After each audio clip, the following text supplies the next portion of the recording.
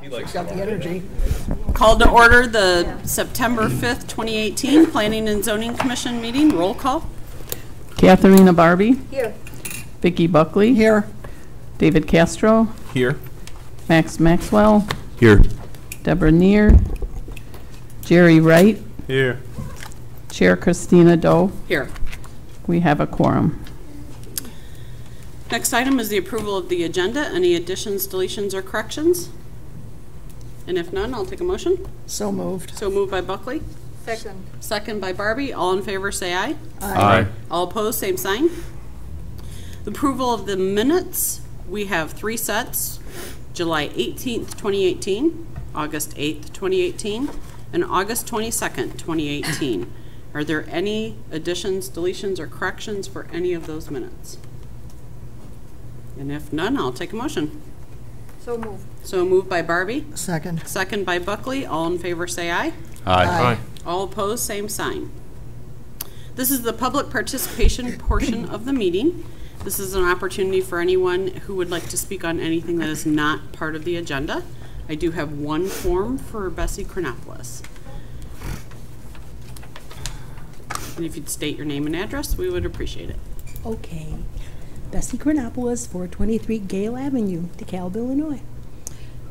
First of all... Can you pull the mic up just a little? First of all, There we go. thank you for your service.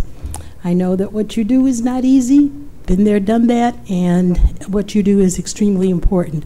I'm going to talk about the same things that I've been talking about for quite some time, every chance that I get with the Planning and Zoning Commission. I don't think that the Planning and Zoning Commission has been worked as much as it should have been over the last few years. I know I've talked to several of you about this. I would like to see more meetings where you're contemplating and discussing the comprehensive plan. I would like to see the Plan Commission take a tour of the city so they can firsthand observe the housing stock. I would like to see the Plan Commission be involved with the Economic Development Commission and other related commissions so they can exchange and do some brainstorming about visioning about the future of the community. These are important things because you are the body of people who is supposed to be the most technically oriented and knowledgeable about our codes and our ordinances and so on and so forth. And there's one ordinance that I know is going to be coming up, one discussion that's going to be coming up, and that's the sign ordinance. And I'm sure that you will have something to say about that. Again, you are the technical detailers, and you should not rely only on what information you get from staff, but you should be given the opportunity to expand your knowledge as much as possible because we desperately need you to give that expertise. And this body is also as hopefully non-political as possible. You are totally technically oriented. That's the whole makeup. So I'll keep on. Every once in a while I'll come and kind of nudge, and maybe if I pester enough, everybody will get tired of hearing me pester, and we'll move forward in this endeavor so that your input can be brought into the scope of the community for the good of the community. So that's all. I'll sit back and I'll listen to you. Thank you. Thank you. Thank you. Is there anyone else who has anything that they'd like to state that's not on the agenda?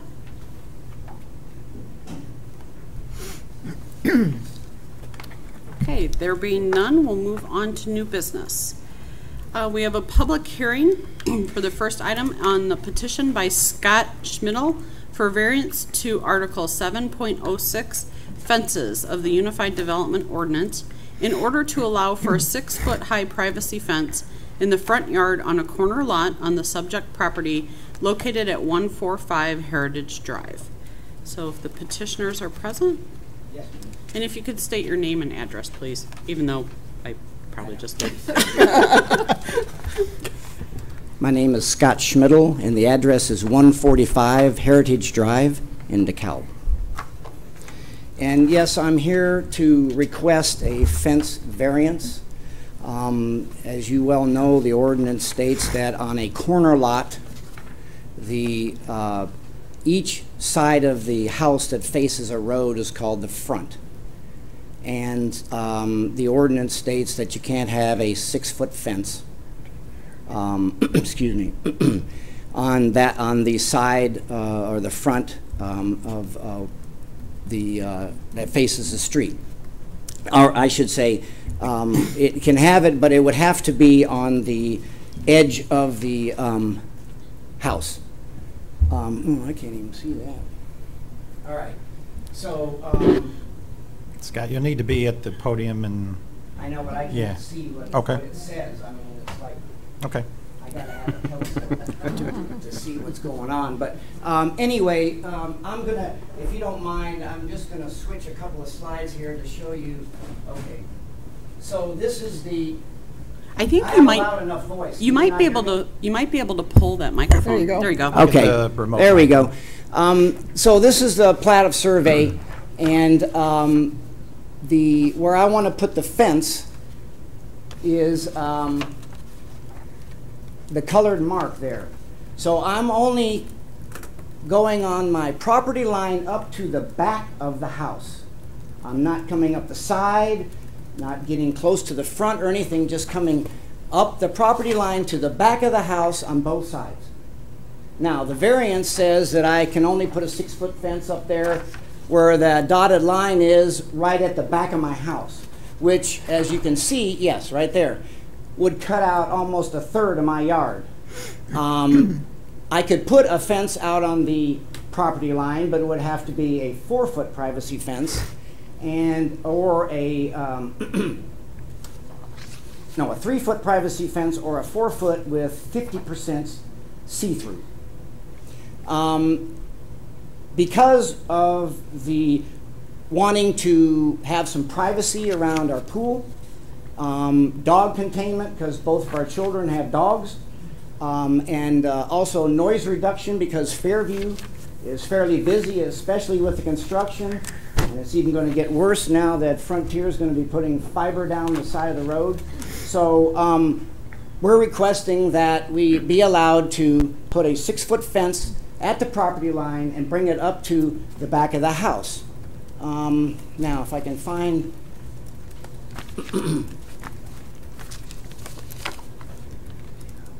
as you can see, this is right at the stop sign of the intersection of Fairview and Heritage Drive.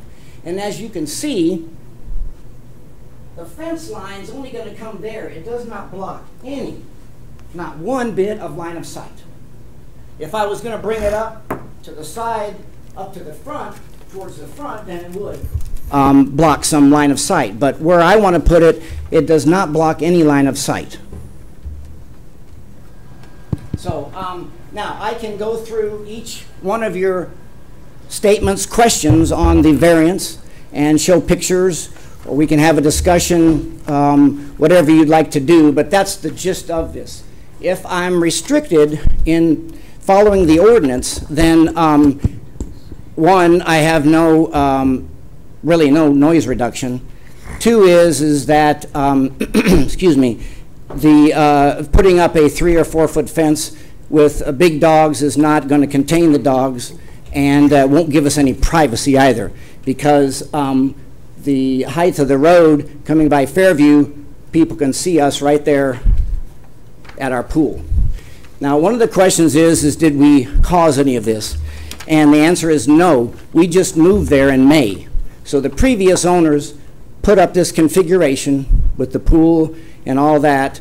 We moved in, and we're trying to make it to where it fits our needs, and that's why we're asking for the fence variance. It's also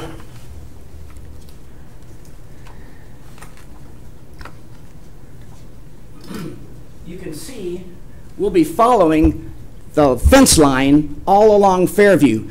This is the back of our yard. That's our back neighbor there. And you can see it goes all the way down. The fence line goes all the way down to First. So we're just going to follow that fence line, continue that fence line up to the back of our house to be consistent with that side of the neighborhood, but also to be consistent with other houses in the neighborhood that have swimming pools. Because we're on a corner lot, we're restricted more than they are who aren't on corner lots, but they all have 6-foot fences to give some privacy to the area.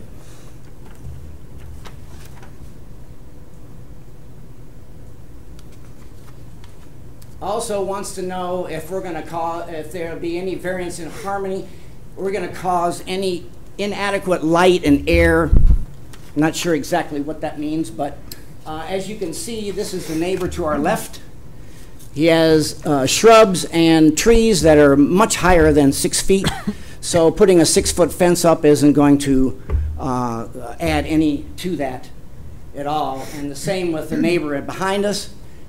We're following his fence line, which is 6 feet. Not going to cause any issues there. We're using the same style fence that you see here and that you saw along the line and that other people have used. It's a vinyl fence from Lowe's, and it's consistent with most of the people in the neighborhood. Some have wood fences, but the ones that have the no maintenance are the same vinyl type of fencing. So no hazards there for, or at least no additional hazards for fire. And I believe one of the questions asked about that.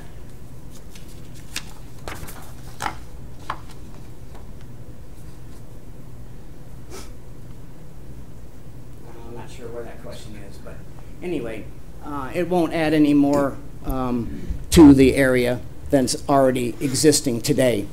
Will not increase danger of fire or public safety, will not diminish, impair property value, and will not impair public health, safety, and comfort. Again, it's consistent with all the fences, or at least a majority of the fences in the existing neighborhood now. Are there any questions? Not at this moment. We'll let the city have an opportunity and then open up to the public, and then if we have any, we'll call you back up. Okay. Do you need to see a aerial view or anything? I mean, we have them in there. Dan, if you could take us to the aerial view. Yeah. So you can see, again, down the fence line to the back of the house only on both sides.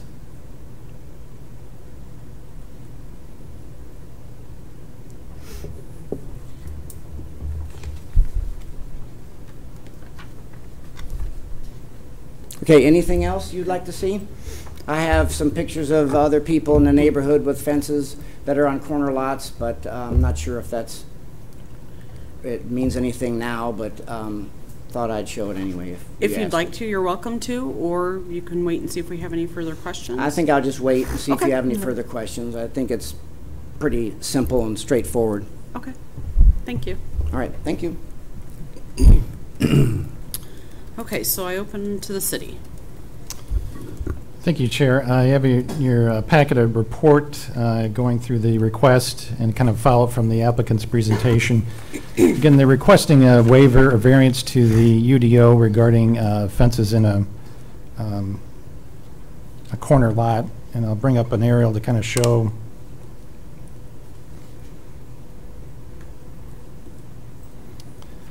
We're referring to, this is a subject site here on a corner lot. Fences are allowed or not allowed in the side yard that's abutting the street. Only fences allowed are open fences or a privacy fence. Privacy fence means solid fence. Open fence means there's 50% open to the fence. So they allow a 3-foot high privacy fence in the yard next to the street here, or 4-foot high open fence. So if the applicant would, if the owner, Mr. Schmidl, built a fence per the UDO, he could build a 6-foot high solid fence from the corner of the home straight west only to the back of the lot and enclose that. He's also adding a fence down here to enclose the yard. So what he'd like to do, as shown on the drawing in blue here, bluish green, shows where he'd like to put up the 6-foot high solid fence. The reason for that type of restriction in the UDO helps to protect the side yard setbacks and the visibility of adjacent homes. As the applicant pointed out, The rear of these lots that front on Cobblestone Court back up to Fairview Drive and have fences. In the rear yard, you're allowed to have a 6-foot-high solid fence. That's why you see those higher fences in the rear yard here. He's going to tie right into that and corner off his yard with the same height of fence, solid fence, same material, a little bit different color. The reason, and probably a good idea why that is in the ordinance, that restriction, which I think was amended, the fence regs in 2009,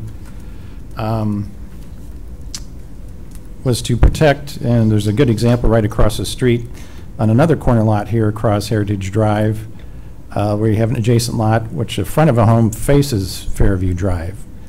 So in that case, it would be an issue if there was a 6-foot-high solid fence in this yard. It would block the visibility, or the view, I guess, as one drove down the street of the front of this house if you had a 6-foot-high fence. There's an image. This is the view of that corner lot, 146 Heritage looking east to the adjacent lot, and they have up about a 4-foot-high open fence, which are allowed, but if you had a 6-foot-high solid fence, that would pretty much block that view of that home there. So that's why we have that restriction in there, on that type of lot.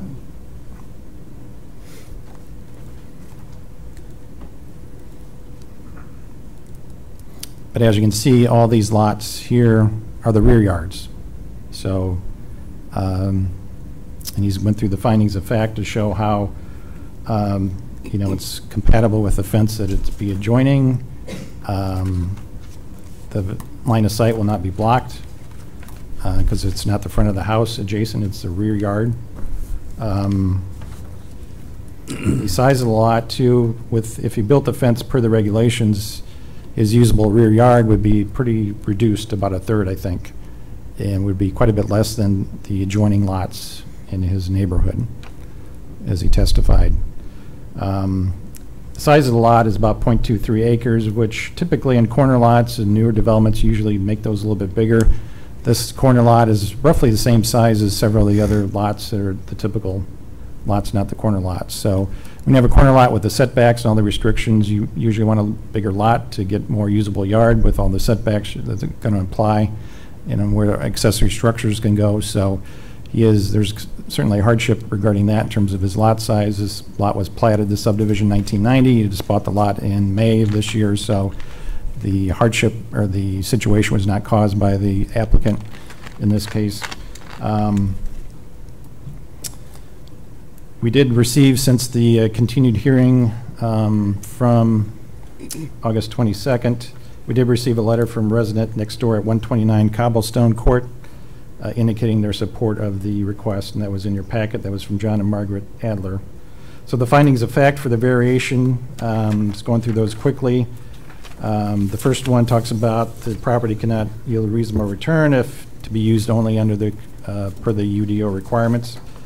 Again, the subject lot is a corner lot, only allows a 3-foot-high privacy or 4-foot open fence in the yard adjoining Fairview Drive.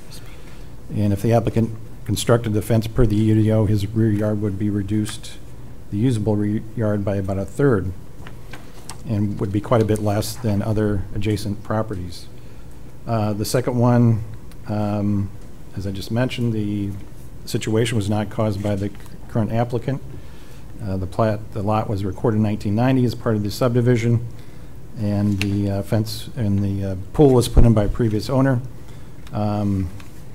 Again, also, as I noted, that in 2009 the fence regulations were changed previously. Prior to that, it looks like you could put a 6-foot-high privacy fence in that yard adjoining a street on a corner lot, as long as it wasn't the driveway access to the home.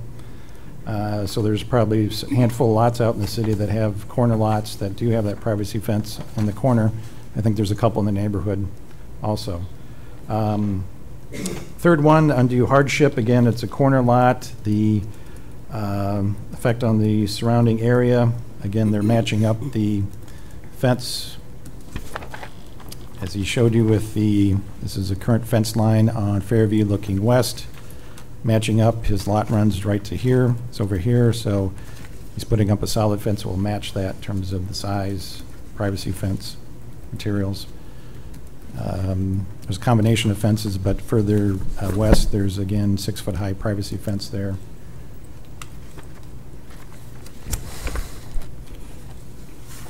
This is looking on his lot to the neighbors next door, showing the privacy fence there. And again, as he mentioned, looking right down Fairview Drive, the line of sight will not be blocked for any home. There's a detail in the packet with the detail of the fence in terms of materials and color. It'd be a sand or tannish, light tan color. It's one of the exhibits to the recommendation.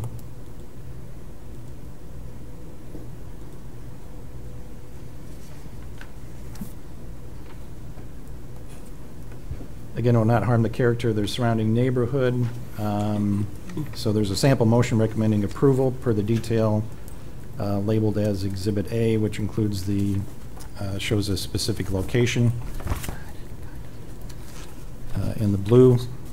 So approve that, and also the detail of the fence regarding materials and height and color of the exhibits. That concludes my report. If there's any questions, certainly be happy to answer those. Thank you. So now I open up the hearing portion to the public. If there's anyone who would like to ask any questions or has comments on this item, you're welcome to come to the podium.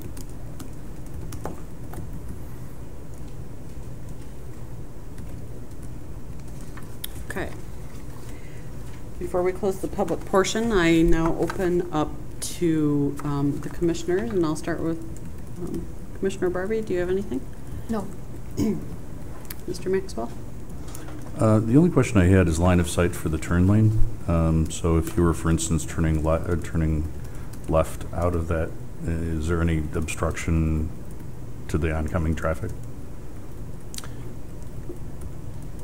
Let's bring up the plan that shows the... Didn't look like it. Yeah. The fence won't start till the back corner of the home here. Here's the home here. So here's Heritage Drive. So as you look left, there's plenty of clearance in this area where the fence won't be to, so there'll be no visibility issue for traffic.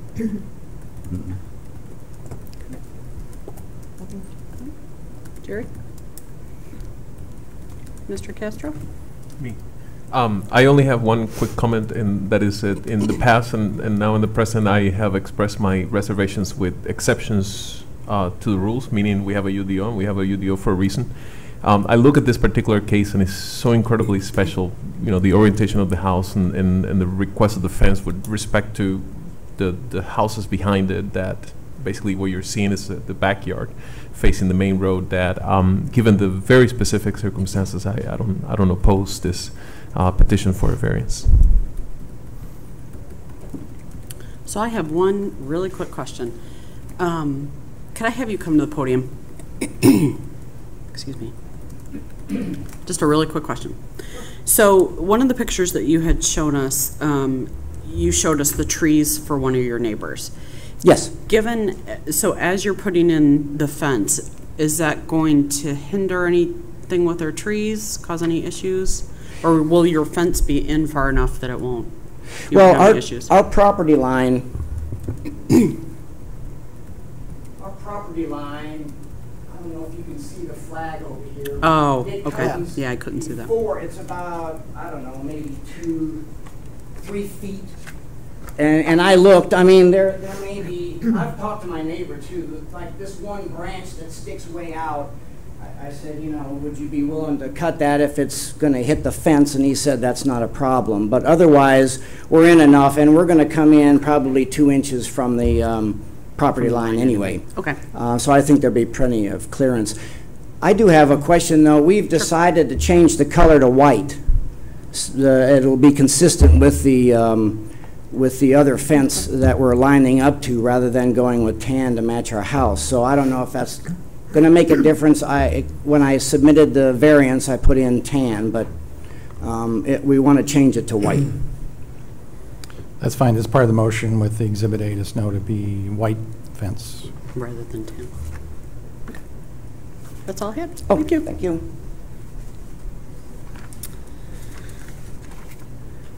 One more opportunity for the public, if you have any questions or comments.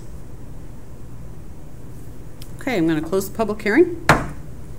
And commissioners, any further questions for the city or any comments?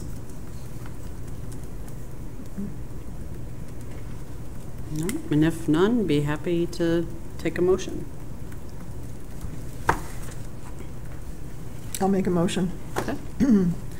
Based on the submitted petition, testimony presented, and findings of fact, I move that the Planning and Zoning Commission approve a variance of Article 7.06 to the Unified Development Ordinance in order to allow a 6-foot-high privacy fence in the front yard on a corner lot for the property located at 145 Heritage Drive, subject to fence location as shown on the survey dated 4/24/18 and received on 6/28/18, and constructed per the fence detail labeled as Exhibit A, with the change of color to white for the fence. Second. Motion by Buckley, second by Wright. Any discussion? If none, roll call. Vicky Buckley, Yes. David Castro, Yes. Max Maxwell, Yes. Deborah Neer, Jerry Wright, Yes. Katharina Barbie, Yes. and Chair Christina Doe. Yes. Motion passes. Thank you. Before we get started, Joellen, can I have you turn that monitor just a little? It's hard, I think, for Katarina to Oh, there. cute. Thank you. Perfect. That's awesome. I hope this thing is safe. Great. Okay. Thank you. Okay, so the second item is a public hearing, another public hearing on the petition by Dave Franzine for approval of zoning map amendment from GC, General Commercial District, to the PDC, Planned Development Commercial District, for a .79 acre site located at 1786 to 1792 Sycamore Road.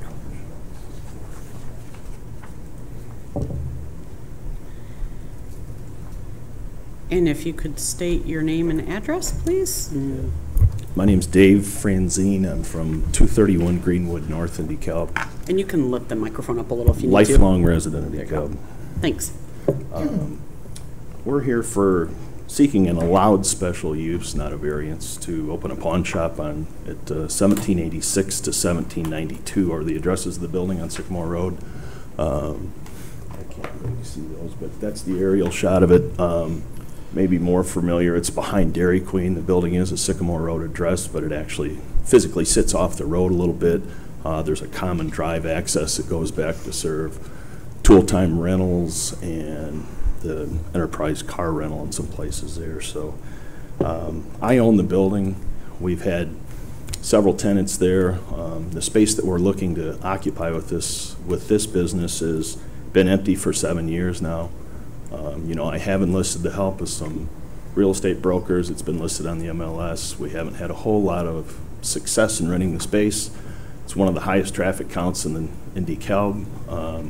It's a nice, new, clean facility. I guess not new, we built it in 1998, but Baxter and Woodman, the consulting engineers, occupy some of the building, and there's a video gaming place that's in 25% of it. So, you know, we feel that that there's a need for this service in DeKalb. There's a lot of these person-to-person transactions that happen, thousands of them a day. I'm sure everyone up there has things in their home and possessions that they'd rather have some money instead of looking at them every day. But in order to do that, you have to take photos, and you have to upload photos, and you have to make an account, and you have to go to some of these sites, which, you know, some of them are sketchy. The Craigslist, everyone's heard the stories, or Let Go, or Offer Up, or these things. You know, you're dealing with strangers. You don't know who they are. They know you're coming to pick something up with money in your pocket. You know, there's some unsafe situations that, you know, everyone's aware of there.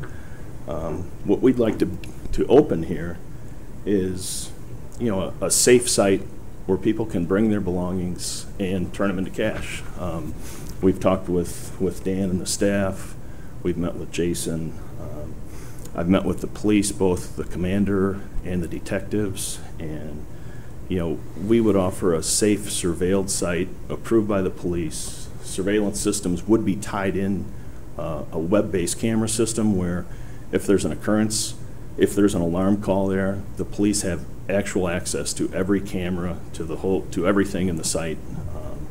And again, we really don't have anything comparable here now, but the area there we think is well served by this building, or by this business. We have the Salvation Army store reselling goods within a stone's throw away from here. We have a rental place next door. And, it's something that has not been approved yet in DeKalb. I don't know if it's going on in DeKalb, but again, we'd like to offer a safe place where people could bring their goods to sell or use the equity in their possessions for a short-term loan for unforeseen expenses. So that's what we're looking to do with the space. Again, Greg Holloway here, he's going to be a partner in the business. He's been operating a pawn store in Naperville, Illinois for the last 10 years, and he's probably more up to speed on some of the pawn-specific stuff, but the IDs will be checked. We even have the opportunity to scan digital fingerprints. Any item that comes in will be put on a database where the police can go on and search for if there were a case for stolen goods. And all these things don't happen with the other sites that people go to sell their possessions. And I guess some of the other benefits that we see are people are going to leave this store with cash in their pocket. Now, if you're a Dairy Queen, or if you're a Merlin Muffler, or if you're a bowling alley, or any place in DeKalb, I'm just talking about the surrounding places, people with money in their pocket are a benefit to you if you're a merchant here in town. I think that's just a kind of a basic premise that I think is true. And the other benefit is on the sales side of things in this store, everything will be subject to sales tax, where the city is going to benefit from us being in business here.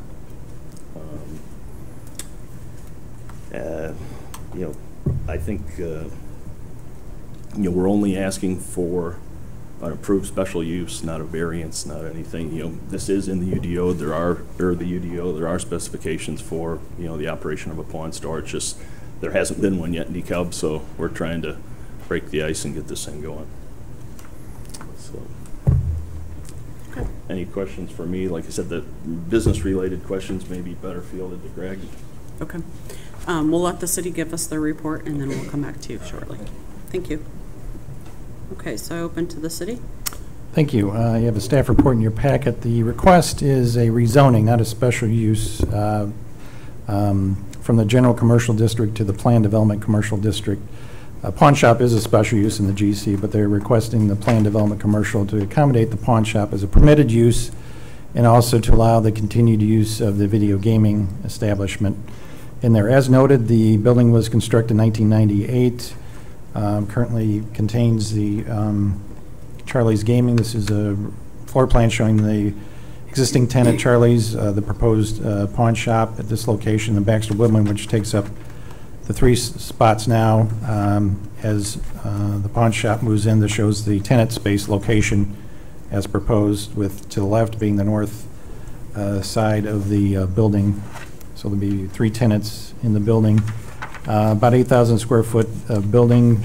Charlie's is about 2,000 square feet. And the pawn shop would be 2,000, and the rest, Baxter Woodman, at about 4,000. They're an engineering firm, so that's a business office.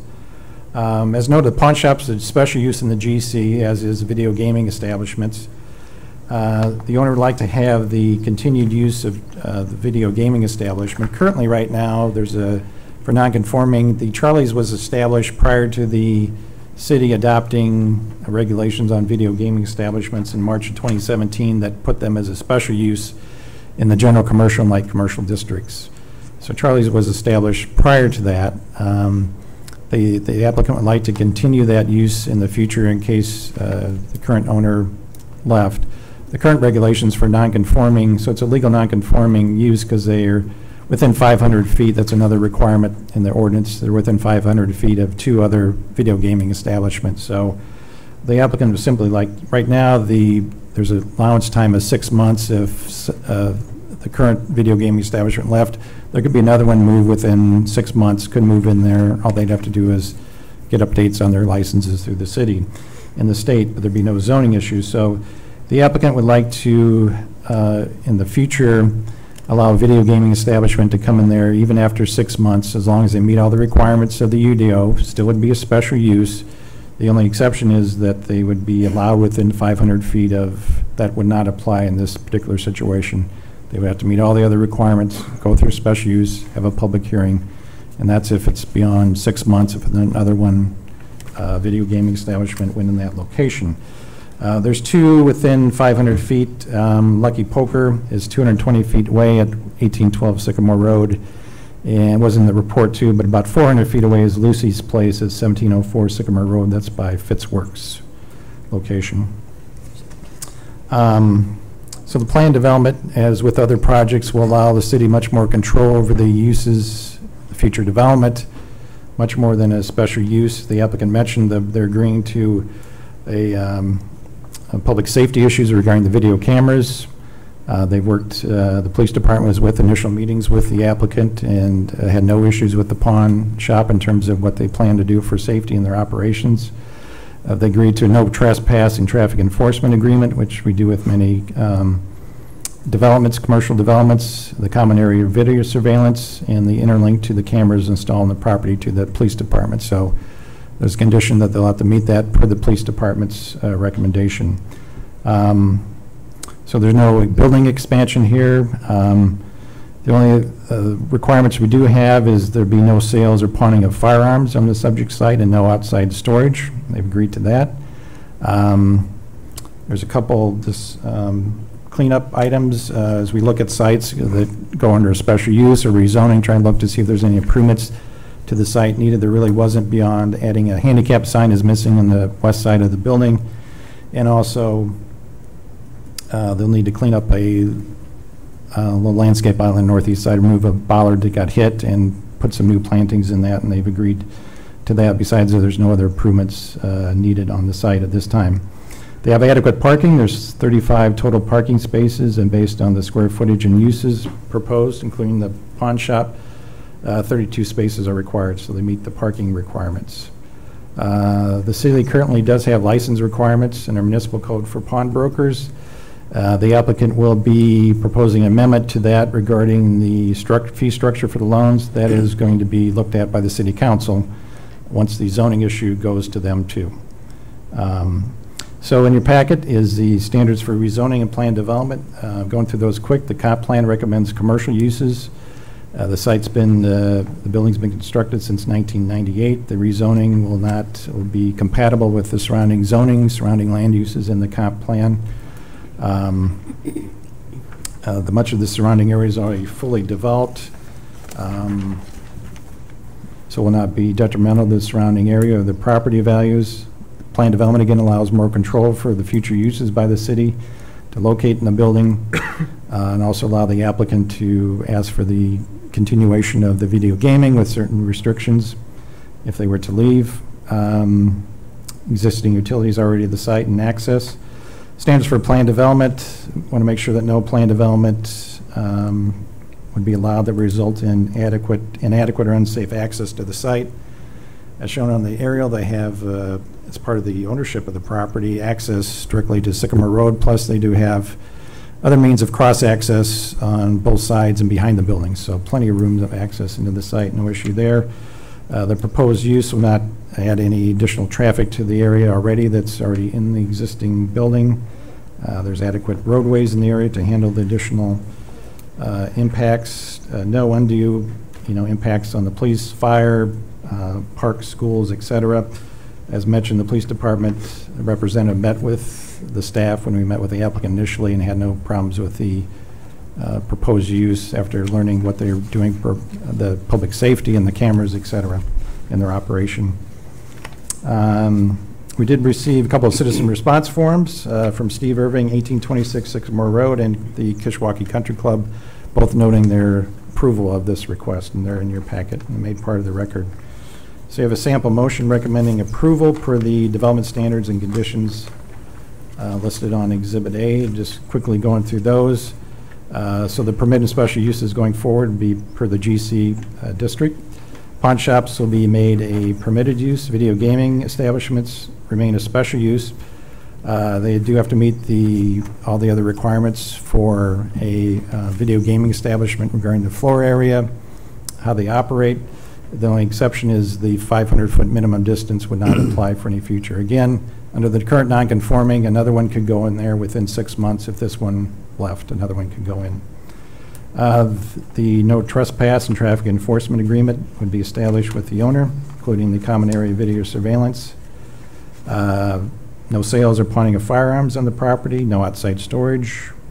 Any redevelopment on the property would include expansion to the building, would involve amendment to the ordinance, the submittal plans as needed, and that would require a public hearing going through the commission and council if there was any redevelopment or, addition onto the building of a certain size, et cetera, that would require a review by the commission and council. Waivers to the UDO, it's a planned development under 2 acres. We've approved those before. Looking at the site, it looks like the site coverage doesn't quite meet. It was built in 1998, and I assume per the regulations at the time, but it looks like it wouldn't meet the site coverage requirements for a planned development, and a few of the landscaping setbacks probably aren't met either, but there's no really room to do any additional improvements on there in terms of adding landscaping anywhere on the site. And the 2 kind of conditions we asked them to get corrected is the handicap sign on the west side of the building, and then the landscape island northeast side. Have the bollard removed and landscaped with shrubs and bushes per approval of the community development director. So those is the recommendations and conditions. And as Exhibit A, certainly answer any questions you may have. Okay, thank you. This is an opportunity for the public to ask any questions or make any comments on this item. If there's anyone who wishes to do so, you may come to the podium.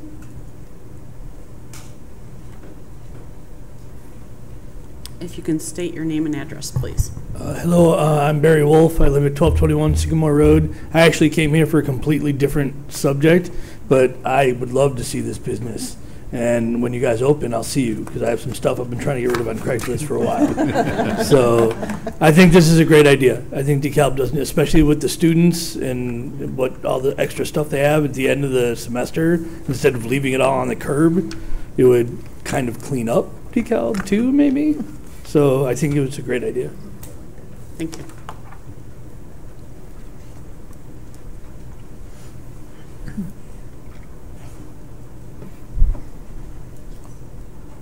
Hello, my name is Derek Ibarra.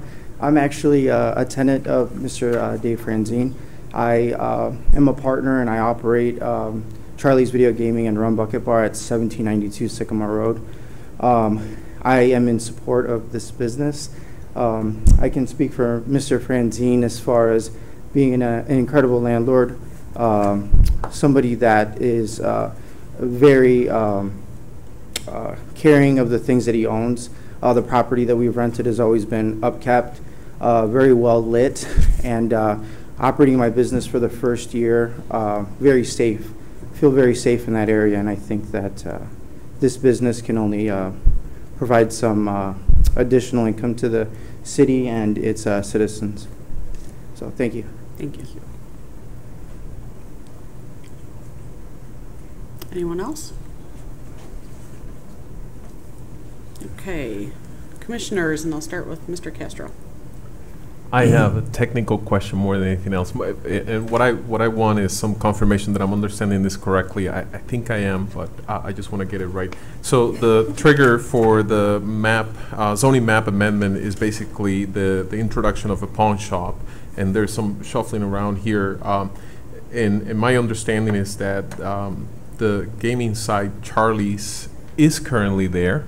Right. And the distance between this place and the other one, Lucky Poker, is there before any of this is happening, before any of this hearing and petition for an amendment to the zoning map, correct? Right. All those video gaming establishments were there prior to the ordinance in 2017 that created a special use for them. So they've been there for a few years. So this particular zoning map amendment is not triggering any limitation for these two establishments to be at this shorter than 500 feet away from each other. Has Is that nothing to correct? do with the other establishments at all. Yeah, it's only for this site, yeah. Thank you very much. Mhm. Appreciate it.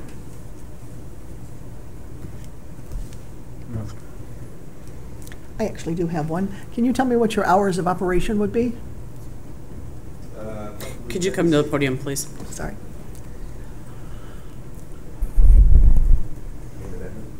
Yes. My name is Greg Holloway. I live at 1332 Stonegate Road in Naperville. I was asked what the hours of operation will be. We'll probably be open 10 to 6 during the week and 10 to 4 on Saturday. Okay. And what type of security on site other than video cameras might you be considering? We will have, obviously, the video surveillance. We'll have buttons on our hips, emergency buttons, and we'll have buttons to unlock and lock the front door in case. Okay. Thank you. Should I step down? Just hang tight, just in case. Just in case, you just never know. Yeah, never know. I just had a technical question, too. Mr. Franzine had mentioned that this is an allowance and not actually a change from GC to PDC. Is that correct? Yeah, it's a rezoning. It is a special use in the general commercial, so. Okay, Mr. so the Francine sample has- motion would be applicable, just read as is? Yes. Okay, Yeah. that's what the only It's a question. rezoning to plan development. Just moves the pawn shop from special use to a permitted use for this particular site. That's it. Yep. Nothing? You can go ahead and sit down.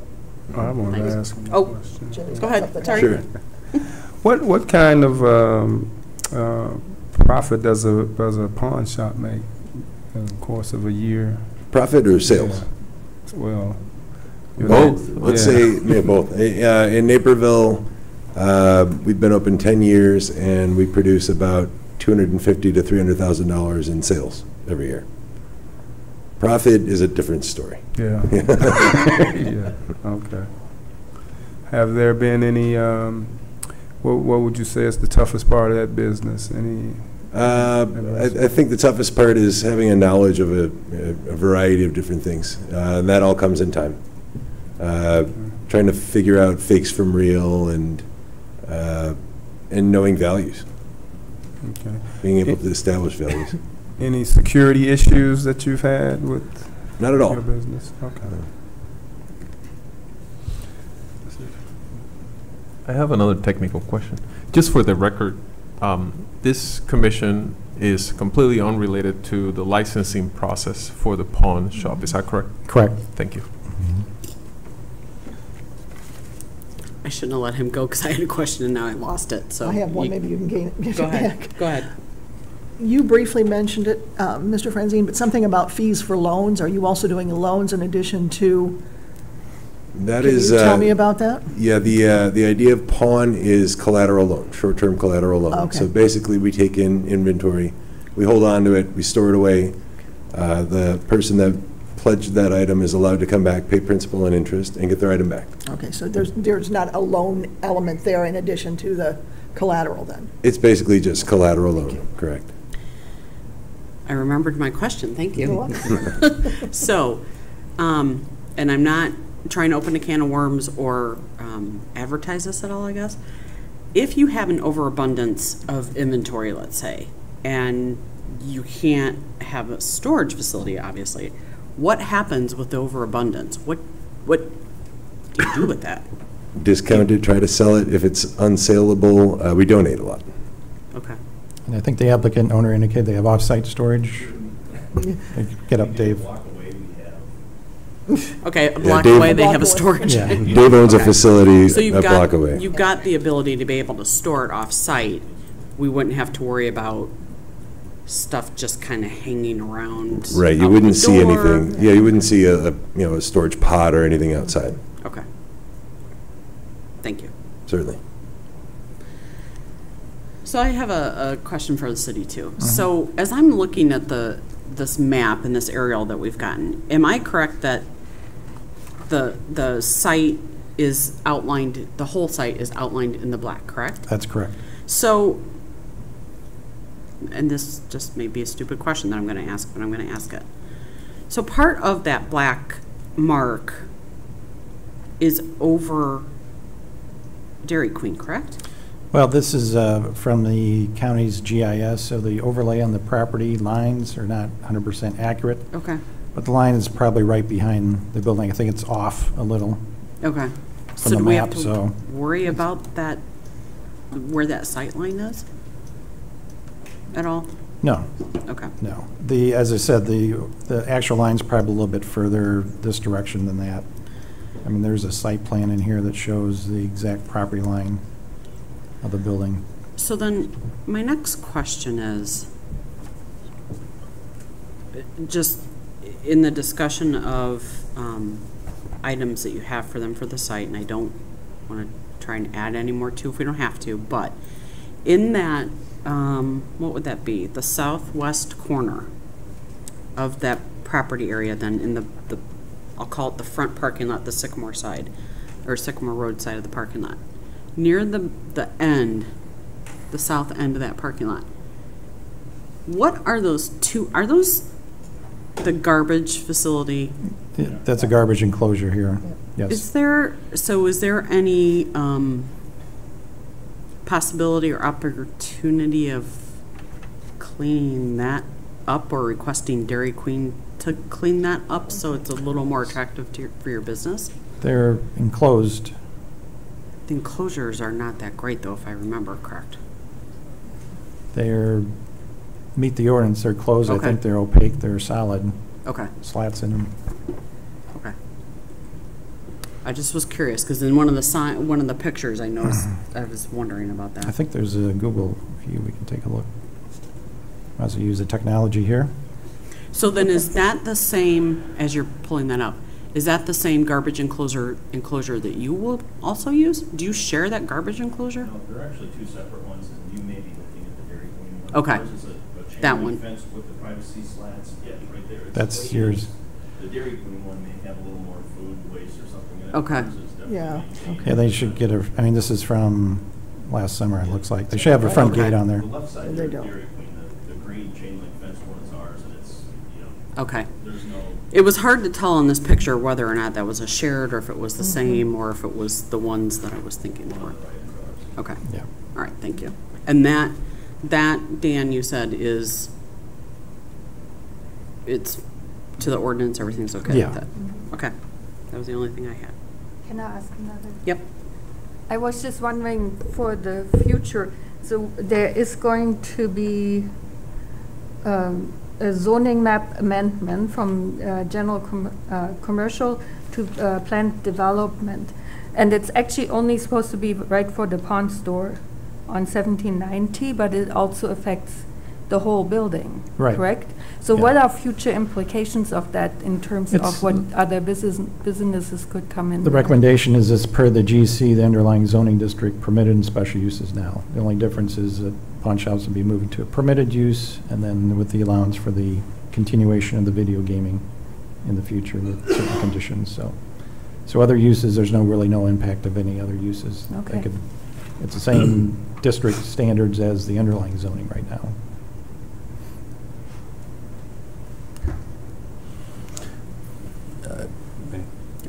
I just have a more technical question, and actually this is just for future reference for my edification. When you had said that there were 35 total parking spaces and 32 spaces are required, is that shared among the businesses or is that per business?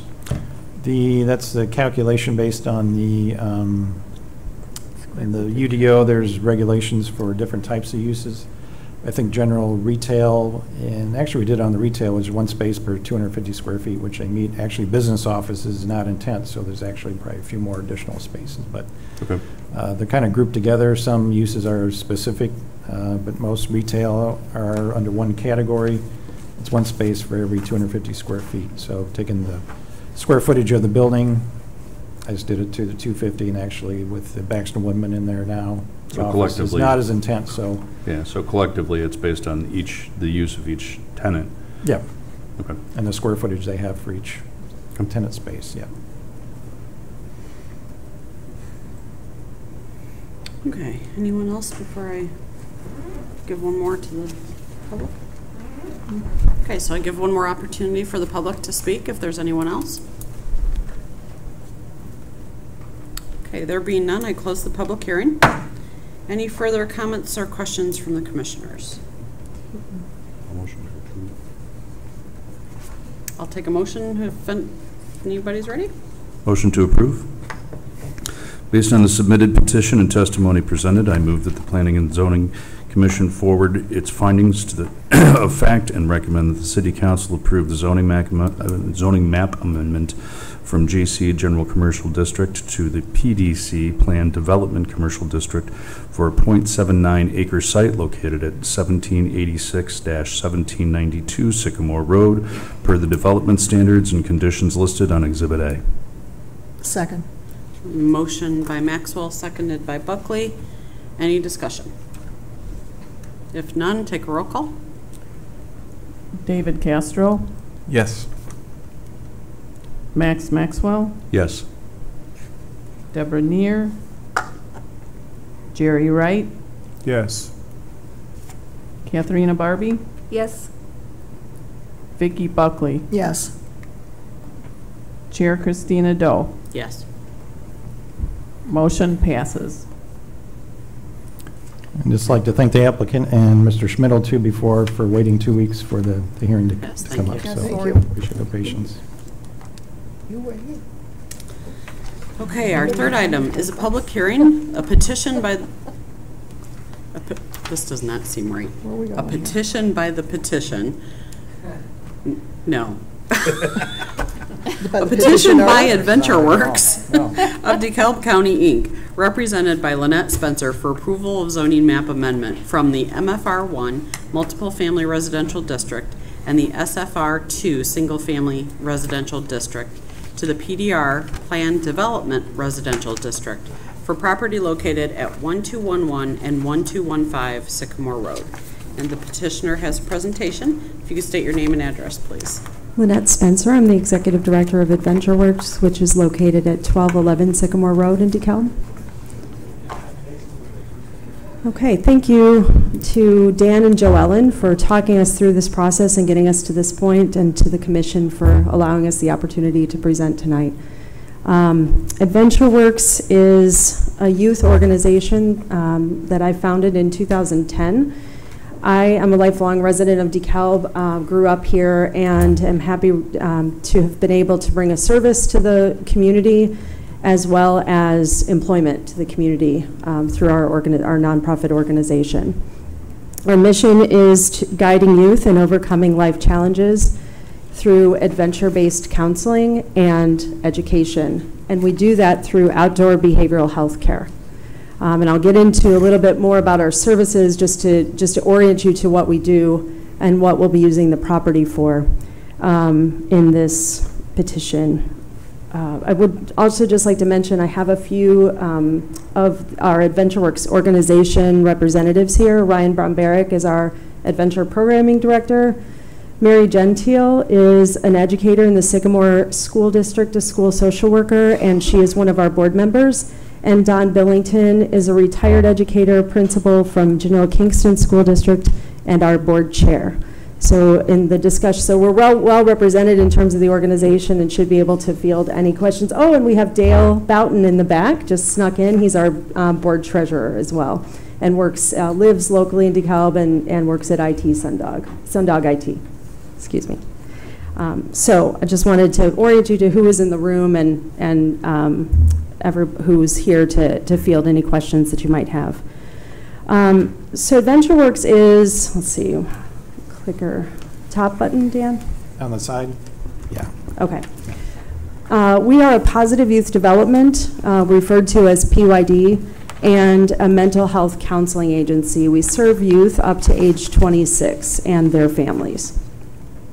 We're funded by various sources, including the DeKalb County Mental Health Board, the City of DeKalb in 2 different ways here with the city and our services, as well as DeKalb Township and various local and family funds, corporate funds, private donations, and other affiliated grants.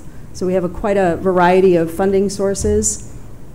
for our organization, and just for purposes, I'm not sure if it's relevant, but we have a budget size. We ended the year with about just under $400,000 of revenue last year. Let's see, so we work on site. We do most of our intake and assessment information in the office. Once we know what kids need for our organization, we take them outside generally to complete the services and to work on goals. We do a lot of work right on our property, and we also have a lot of collaboration with the community, including the Park District, both DeKalb and Sycamore, the DeKalb County Forest Preserves, and community gardens, to name some of the organizations. We have collaboratives with many of the schools in DeKalb and elsewhere in the county, Juvenile Justice Council collaboration, and numerous social services interagency collaborations. We provide positive youth development through group activities. You could define positive youth development as assisting kids in developmental needs, whether that's soft skills that will be helpful in job situations, in school and peer relationships, self-confidence building activities, confidence and connection to the community. We also have, we do adventure, experiential, and expressive therapies, and I'll give you some examples of those as we go forward. An affiliated program that we have that falls under the positive youth development is the Early Risk Assessment Program. It's a collaboration with DeKalb County Youth Service Bureau, which is just across the street, and the Juvenile Justice Council.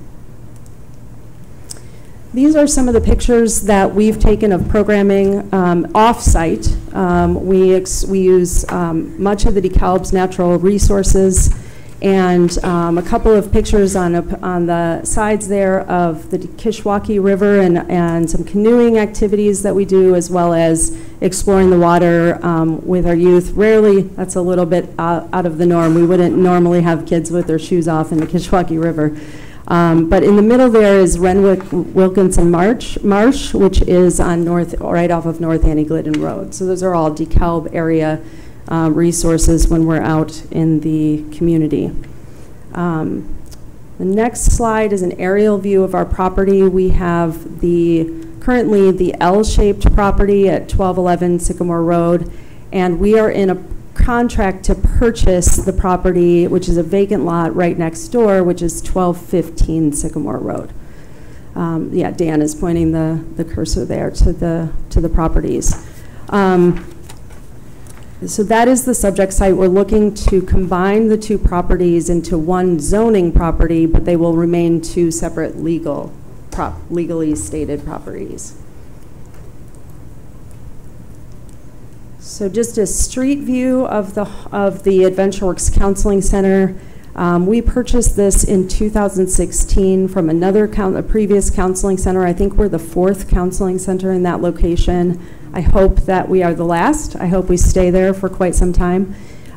We have a U-shaped drive that goes in on the right side of the house as you're looking at the house from the street, and comes out. The exit is on the left side of the house. In the back, we have parking. The lot that we're purchasing is to the right of the driveway, to the right of the facility. So this is a view from the back edge of the parking lot looking toward Sycamore Road. Our main entrance for the counseling center is in the back of the property. We have the deck stairs that go up. On the side of the house to the left there, we have a wheelchair ramp access, so we are handicap accessible. Right in the garden area right next to the house is one of the areas we're looking to develop. That's our water garden and perennial garden area. We have a fish pond there that has a fountain, and a lot of our kids, grade school age kids, center their work right around that space. There are walking paths up to the fish pond. It's kind of hidden behind the perennials there. Oh, and then the lot is to the left in this picture. This is we have a 2-car garage with a extra bay on the back. So you're looking at the bay that has a sliding door. We have essentially, it's just storage. We have our canoe trailer and 5 canoes parked inside. That's generally a pretty well used parking area. And then around the front of the garage, we have the 2 stalls for when the property is used as when it was used as a residence. Both of those stalls were filled with cars. Right now, one of them's empty. It has our lawnmower in it. We do have a second floor tenant, a resident who lives occupies the entire second floor, and she has her car in one of the garage stalls. This is a view of the lot. If you can see the corner of the parking lot there, that is where our lot takes that turn, the L shape. So the grass on this side of the tree, as you're looking at that picture, is AdventureWorks' current property.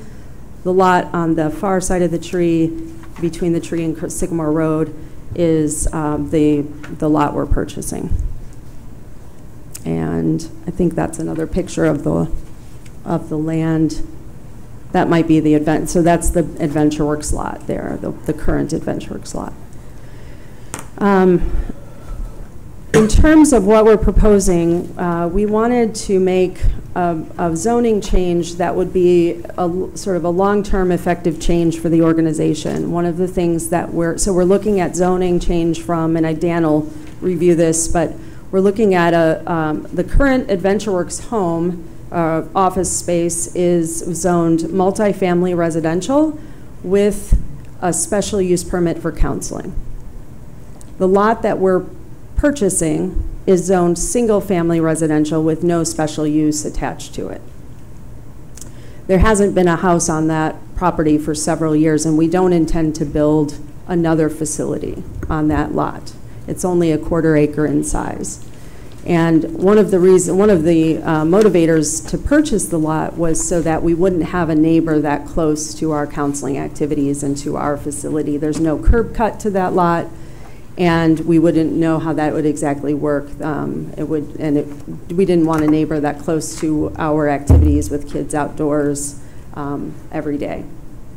And so purchasing the lot secures and squares off our property into a nice, I think it's nearly 1 acre or just at 1 acre when we complete the square or the rectangle as it is. So the goal tonight is to just inform you about what we're planning to do with this property and the changed zoning. Both properties are proposed to change to planned development residential. And so in normal hearings, you might hear about apartment buildings going in or other things like that, but we're simply looking at installing in the sometime in the near future a low elements teams course where we can take our positive youth development groups. We can have groups come and visit us. These are examples of those elements. No high ropes courses, nothing that would be elevated, high into the air where you would be able to peer into the neighbors' lots and homes. These are low elements courses, mostly 1 to 3 feet off the ground on an average. Ryan, is that fair? Yeah, I mean, the only exception would be on the bottom left corner of the spider web where you have a team of people lifting somebody, and there'd be a process that those groups would go through. Obviously, that would be appropriate for everybody, but yeah. there'd be a training involved with that spot. Yeah, so in that case, the element itself is not it's on the ground, but the person might be elevated above 3 or 4 feet, whatever the group created there. So you can see these are, I don't know if anybody is familiar with low elements courses or teams courses. These are examples. These are not the specific elements that we're proposing to put in, but similar. We have the area schools. We have a lot of schools support. We do groups in the schools throughout the school year, and those groups would benefit from being able to come to our facility. And our groups are 8 to 10 people on the average, sometimes up to 12 or 15 people. depending on what we're doing. So back to more of the expressive and adventure therapy side of things, the nature therapy side. These are just some pictures. The top 3 pictures are taken in the past 2 to 3 weeks on our property. The one is a painting that someone created with some of the natural sticks and things that they use to make the painting, just on our property. And then I don't know if any of you noticed that acorns are multiple different colors, but our kids find really interesting things, and we create mindfulness and awareness of our surroundings and attention to nature throughout our expressive and experiential therapies. The bubbles was explained to me by the therapist. The bubbles were blown outside. This is right outside where the fish pond is in the perennial garden. Those bubbles were blown, and we use metaphor a lot, and so the bubbles were representing problems for that client.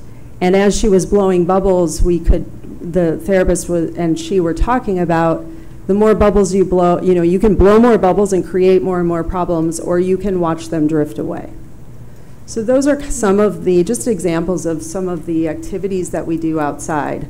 So nothing that's terribly adventurous, nothing that's terribly disruptive. I haven't heard, we've been there since August of 2016, and I haven't had feedback, really positive or negative, from our neighbors. Our closest neighbor on, what would be I'm terrible with direction because we're on an angle, but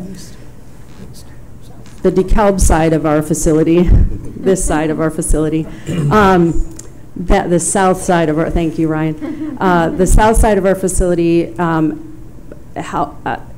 keeps track of when we're taking garbage out a day early if we've missed the holiday, or helps us mow the spot right in between our driveway and his property, and he'll call me if there's a package on the front porch.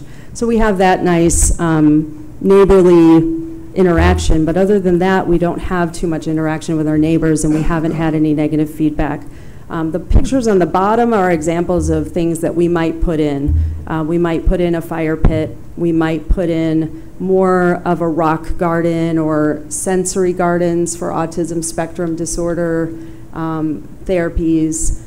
We might put in, we would always employ the talents of our youth to help us create those gardens and contribute to the property so that they have a sense of belonging and ownership over what they're helping to create in our community.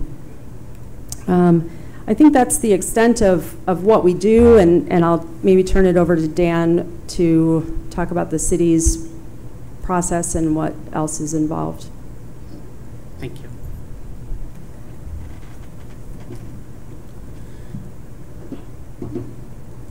Okay. Turn it over to you. Yeah, the staff report provides a background on the project. As mentioned, the current Adventure Works location 1211 is zoned multifamily with a special use granted in 2001 for a counseling center. Purchasing the vacant lot next door at 1215, that's single family, so they want to rezone both to planned development residential. To expand, kind of square off the property, make sure they have control over their neighbors, of course, purchasing the property and expand the outdoor activities. No structures are proposed on the lot at this time. Just the low elements activities, if I have that right, which are usually, the applicant pretty much explained and showed images of what that all involves in terms of that type of activities.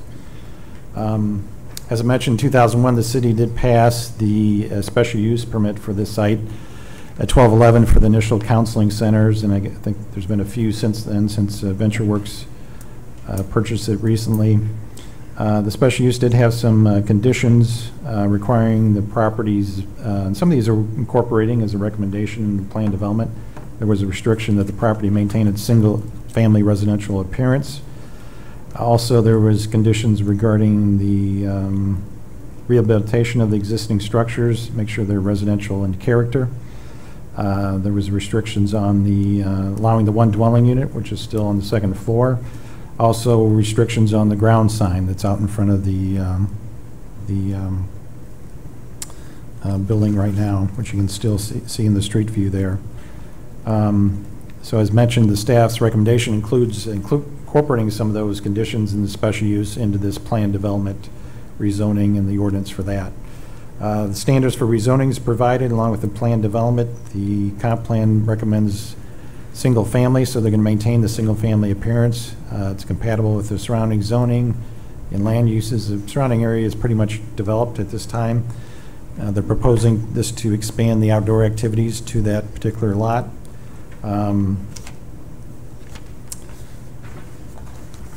And won't have a detrimental effect on the surrounding neighborhood. One change you'll see, the aerial doesn't show this Kishwaukee Water Reclamation District's doing the large expansion just to the up in this area too. All these homes are down and they're building their administrative offices over there, and all the upgrades in their equipment that's ongoing right now. Plan development, they're meeting all the standards. As noted, there's 2 access points into this site, both sides of the home. They are somewhat narrow, but they do provide access to Sycamore Road. So one of the recommendations, if there's any improvements on the property proposed, that will be looked at in terms of plans provided, and depending on the extent of the development, redevelopment may kick in some improvements to those roadways in terms of width and the access to Sycamore Road.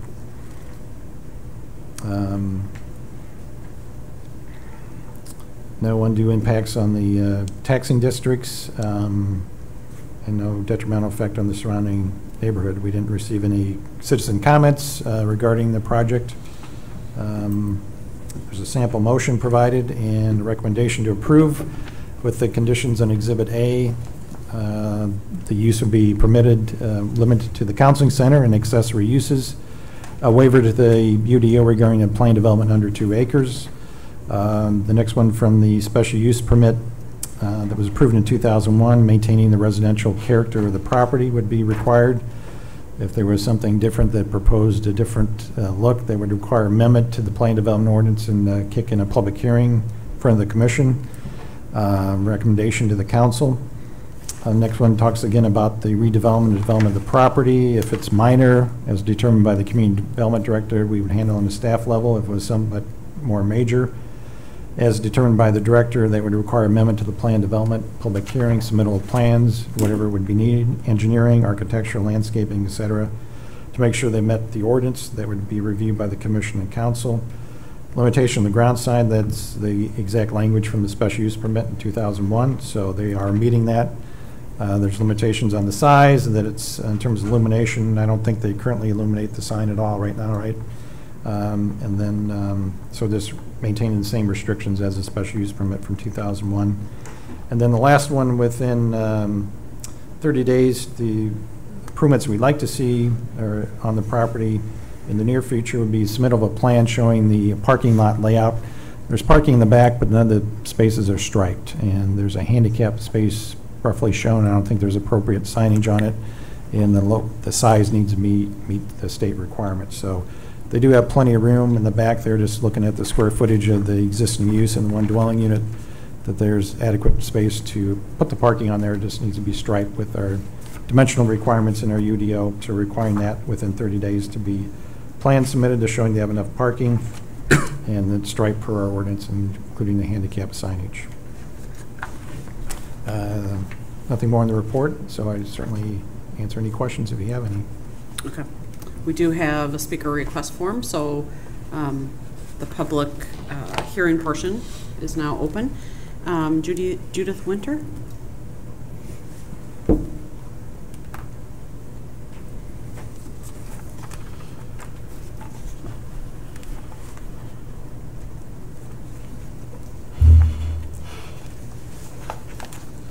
Good evening, and thank you for hearing me this evening. I am here in regard to that proposal. I hate to interrupt you, sorry. Can we have your name and address, please? Oh, I am sorry. That's okay. Judith Winter, 721 Kirpin Court, DeKalb. Thanks. I am not at all opposed to the proposal in general, but I am here with a concern and a possible suggestion as Adventure Works moves forward with its activities in the back. If we look at the overhead, you can see along that back line that the property they presently own abuts right up to my property. And then the property that they are proposing to purchase just gives an expanse to that whole large area where they're going to develop for their activities.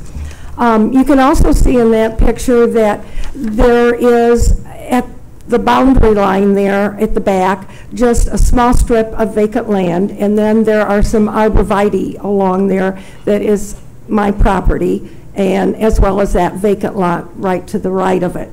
My concern is twofold. One being confidentiality, since there is nothing that really divides the two properties.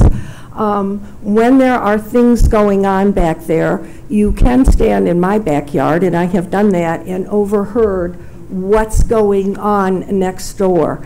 And because that's a part of counseling, I think that goes into confidentiality. Also, because of the flatness and whatnot there, as they develop that area, my property will not be anything more than what it is now. And so I'm concerned about the safety, because you can't tell where one stops and, one ends, one begins, that people won't know where the dividing line is and may venture forth. There have been times in the past where in my yard have come balls or frisbees or whatnot, and people have had to come across that small strip of land and then through the arborvitae to retrieve them. So my suggestion to all of this would be, would they consider putting up defining something between the two properties that would speak to confidentiality and to safety in the future? Thank you. Thank you.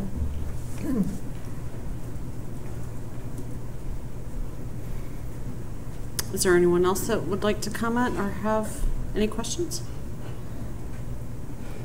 Good day again. As I said earlier, my name is Barry Wolf. I live at 1221 Sycamore Road, which you can see is that tiny little house there.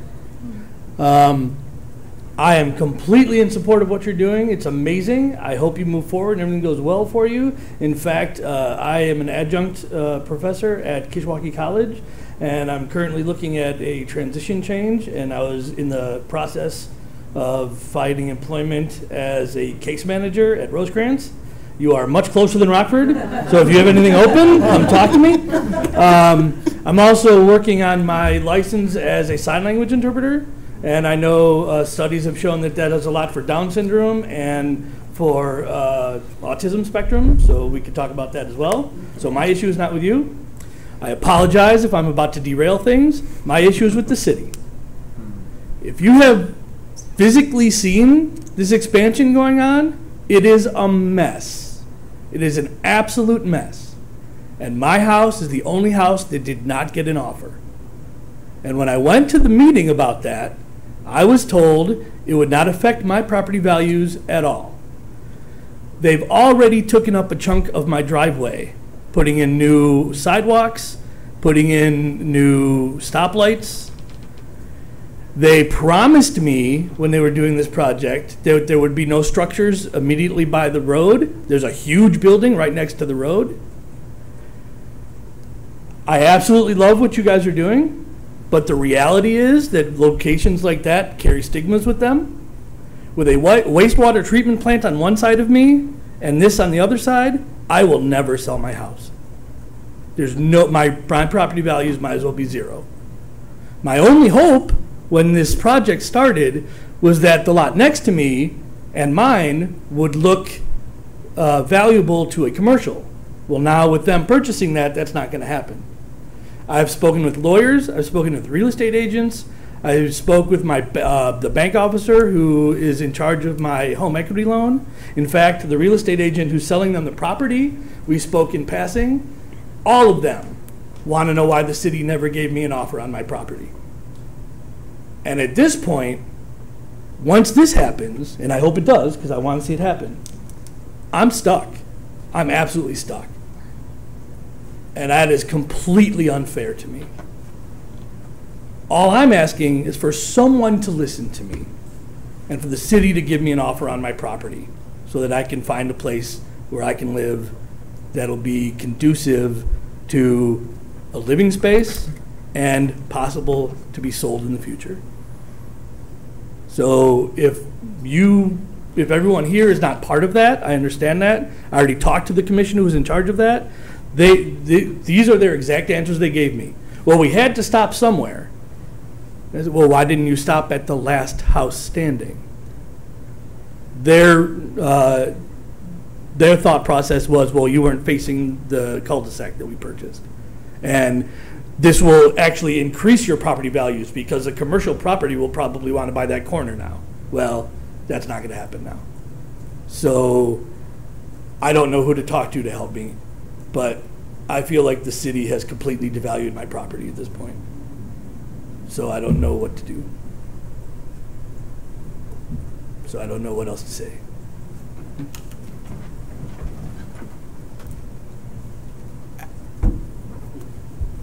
I don't know what to tell you. Yeah, just to be clear, it's the Kishwaukee Water it's Reclamation District that Yeah. doing the project, not the city.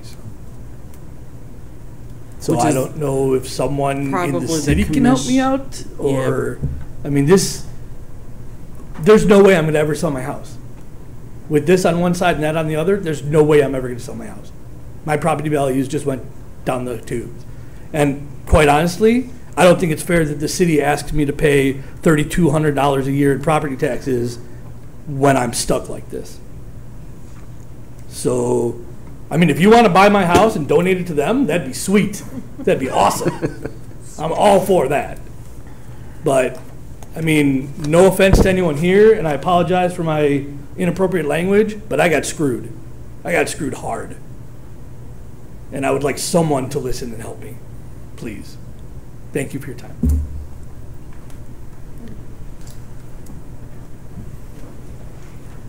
It's in your hands. Sorry. Yeah. Sorry, would you mind going back up to the microphone? Absolutely. Thank you. Just a couple of questions, because I think I do recall you being at the meeting where the sanitary district came to the city requesting approval. And my recollection was that the director of the sanitary district was going to be in touch with you to talk about your... No one ever talked to me. Your interest. Have you approached, it sounds like you've approached them to... Oh, I went to multiple meetings. I talked Okay. to a gentleman. I emailed him. We spoke directly when he was here. Okay. Oh, yeah. And did you offer to sell, or did, where? was Absolutely. that? They said that they had no interest in it. Okay. That it wasn't part of their project. Okay. And I explained to them that their project was going to devalue my property. Their answer was, and I quote, "This will probably increase your property values because some commercial property will want to purchase that corner now." Okay. I don't know that we can help you. It's the city did review that project for approval by the sanitary district. And I do recall your testimony. I want to go back and listen to that testimony and see if there's anything in there that was represented by the district that they should follow up on that would be legally binding for any of the ordinances that we provided. I don't know that the city's not in a position to acquire property either, but we do have economic development and other services that we could help you identify potential people that might be interested in purchasing your property. So I'm happy to speak with you after the meeting. Okay. Or tomorrow, or I'll give you my card. You can give me a call. Okay, thank you. Yeah.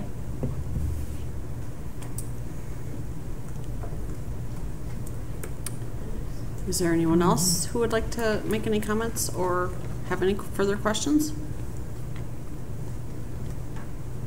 Okay, I go to the commissioners first. Buckley? Not a thing. No. Mr. Wright? Mr. Castro? Nope. Mr. Maxwell? No, thank you. Ms. Barbie? Well, I can ask a question. You guys are gonna leave it to me. Just about like opening times and safety issues if you have a lot of kids running around there without any fencing or anything? I mean, you haven't had any issues, right?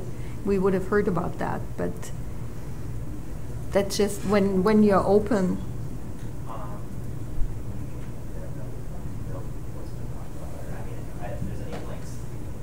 Okay, I can address the risk issues. We have, one of the things that you saw in the PowerPoint but I didn't speak to is that we were nationally accredited last year, and with that national accreditation came very stringent risk management protocols that we had to have in place.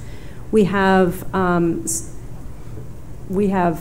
multiple layers of risk management that we adhere to in our organization, and some new training that's just coming in. Ryan was trained as a trainer for a system called Aegis, which is a de-escalation approach to managing children and youth, adolescents in a unstructured environment or structured.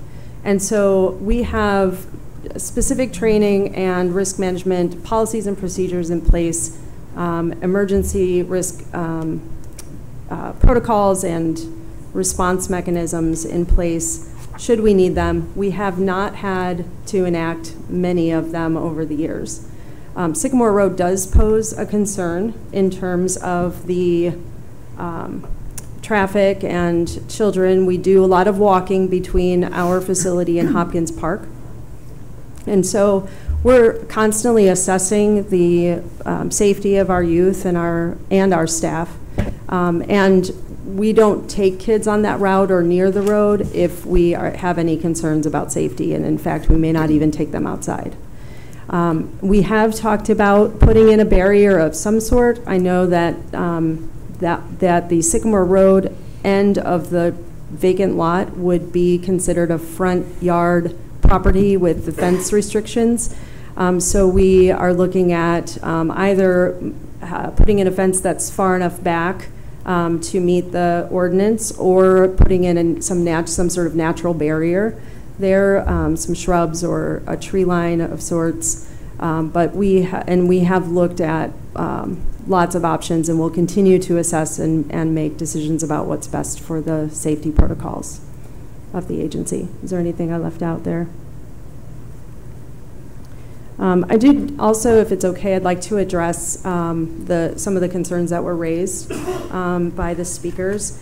In terms of the confidentiality and the fence line in back, we've talked and have plans, no specific date in mind, but we do have plans to fence off that edge of our property. It is mostly fenced in except for, I think, your property.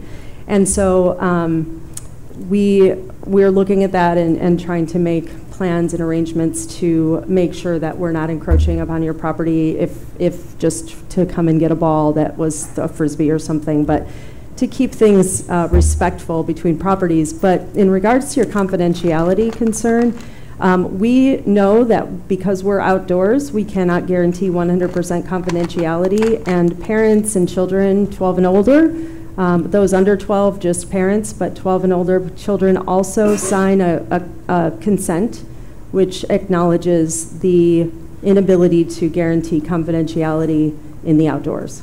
So sometimes we're out in the van that's marked AdventureWorks, which just identifies them, right up front. And sometimes conversations might be overheard. So that's accounted for legally, but it is good to know that neighbors can and have overheard, and we'll make staff aware of that as well. So thank you for those comments. In terms of the stigma that you mentioned, and you're right, mental health carries a stigma, treatment facilities carry a stigma. I would say that is one of AdventureWorks' biggest mission, is to decrease stigma. And because we use adventure and the outdoors and activities and engage youth differently through partnership rather than us being the authority and talking with them in an office in an adult setting, we're able to decrease stigma.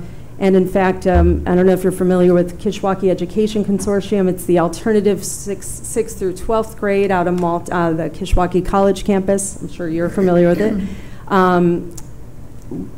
Many students there also have interactions with probation and other social workers and other services, social services. And the social worker there reported to me recently that kids are referring kids to Adventure Works. And so kids... And I do not share that thought that it's a stigma at all. I hear you. I just know if it came time to sell. And that's minor compared to the other side. The other Yes. side is the real issue. Yes, I understand. And being sandwiched between the two makes it a bigger issue. Yeah, I understand, and I agree with you, and it's something that we're looking at and combating in terms of the stigma. And I will also second your motion for someone to buy your property and donate it to us, because we would love to have it. Thank you. Any other questions? So there are any investors in the room? Yes, yes, please. Do you have anything else? Nope. I don't have anything at the moment for you. One more question for Dan. her? No. Okay. You can go ahead and have a seat on that for right now. Dan, just out of curiosity, since it is zoned residential, what would be the setback restriction for a fence? Because I mean, I can understand the concern if like a ball or a frisbee went flying out and you have little kids in the yard. How far back would they have to set it, just for your own edification for future reference? The fence in the front yard would have to be set back at least the same distance as the house, the structure is from Sycamore Road now. So Lynette had talked about a fence over here in the vacant property, so it'd have to be in line with the existing home, and then the fence in the rear side yard can be up to the property line. Sure. Residential, so. My house is closer to the road, so you can have a fence. They could ask for a variance or waiver. Sure. If they want to decrease the setback, but. Just for future reference. And Dan, may I clarify if it is a see-through fence, is there a difference in where it can be, how close to the road it can be? Yeah, if it's more of an open fence and lower in height, it can be closer. Okay. In the front yard, yeah. Okay.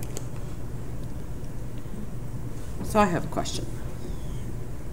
Given the fact that there's somebody in residence on the second floor, if this is rezoned to PDR, what, if anything, happens with the fact that they have an individual living in the home, plus? I think or is it? The intent was to have that allowed to continue. Okay. So if they were to move out of this facility and sell it, then the person that purchases it would have to go by the PDR, and it would no longer be available to somebody. So it's kind of like a grandfather, sort of. Yeah, I think probably intent was to, the special use from 2001 acknowledge the dwelling unit there, that it can continue, one dwelling unit. Okay. So I think we want to do that. The intent is to keep that, allow that one dwelling unit to continue, so as part of the plan development. So just to make that clear, as part of the motion, I see it wasn't quite that clear on the exhibit, so that's probably a good point to make that part of the motion, to allow the continuation of one dwelling unit on the property, just one additional. Okay, thanks. One last opportunity for anyone in the public that may have further comments or questions. Okay, there being none, I close the public hearing. Any further questions or comments from the commissioners? And if none, I'll take a motion. I'll do it. I'd like to make a motion based upon the submitted petition and testimony presented. I move that the Planning and Zoning Commission forward its findings of fact and recommend to the City Council approval of a zoning map amendment from the MFR-1 Multiple Family Residential District to the PD-R Planned Development Residential District for property located at 1211 Sycamore Road, and approval of zoning map amendment from the SFR-2 Single Family Residential District to the PD-R Planned Development Residential District for property located at 1215 Sycamore Road per the development standards and conditions listed on Exhibit A. I'd also like to, after the second mentioned to include the condition of allowing one dwelling unit on the property. And also to continue to allow one dwelling unit apartment upstairs on the property. Motion by Buckley. Second. Second by Barbie. Any discussion? If none, roll call. Max Maxwell, Yes. Deborah Neer, Jerry Wright, Yes. Katharina Barbie, Yes. Vicky Buckley, Yes. David Castro, Yes. Chair Christina Doe. Yes. Motion passes. Okay, thank you.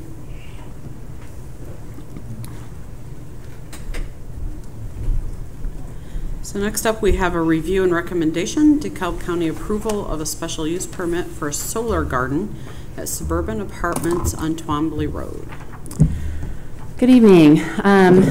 We're here tonight to talk about a DeKalb County case being processed through the DeKalb County process.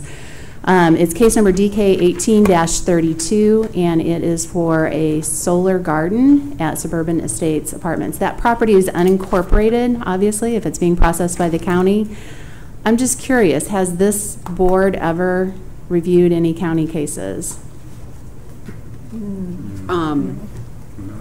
It was for rezoning or platting into the city. Okay. That I've been involved in. I don't know if anyone else has. Okay, I mean, I know it hasn't occurred in the couple of years that I've been here, so just to give everybody a little bit of background, our city comprehensive plan, was approved back in 2005, and it provides information on development recommendations both within our municipal boundaries, but also in the areas that surround our municipal boundaries for approximately 1.5 miles. So as development occurs and expansion occurs, the intent is that that plan will provide the Planning and Zoning Commission and our elected officials with guidance and recommendations on how that expansion should occur. What type of uses are recommended, what type of transportation facilities are necessary to accommodate sound planning and good traffic management. So a lot of the information in the comprehensive plan is intended to advise us what we need to do when we expand beyond our boundaries.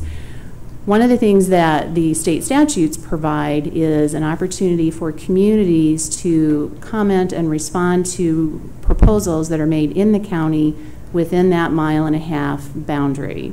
So what we have before us is a notice that's provided. So the state law requires the county to provide the city with notice of any variations or special uses or any certain types of actions that they take in the county to give the city an opportunity to review that for conformance to our comprehensive plan. So that's why we're here tonight, and I'm going to go through, we actually have 2 cases similar tonight. This one is a little bit different and a little bit more involved because it does involve development on a site that's unincorporated but immediately adjacent to our boundary. So I'm going to talk a little bit about what is happening. The notice for the public hearing provided the city with information that the hearing is going to be held on September 13th at 1:30 in the afternoon at the Administration Center.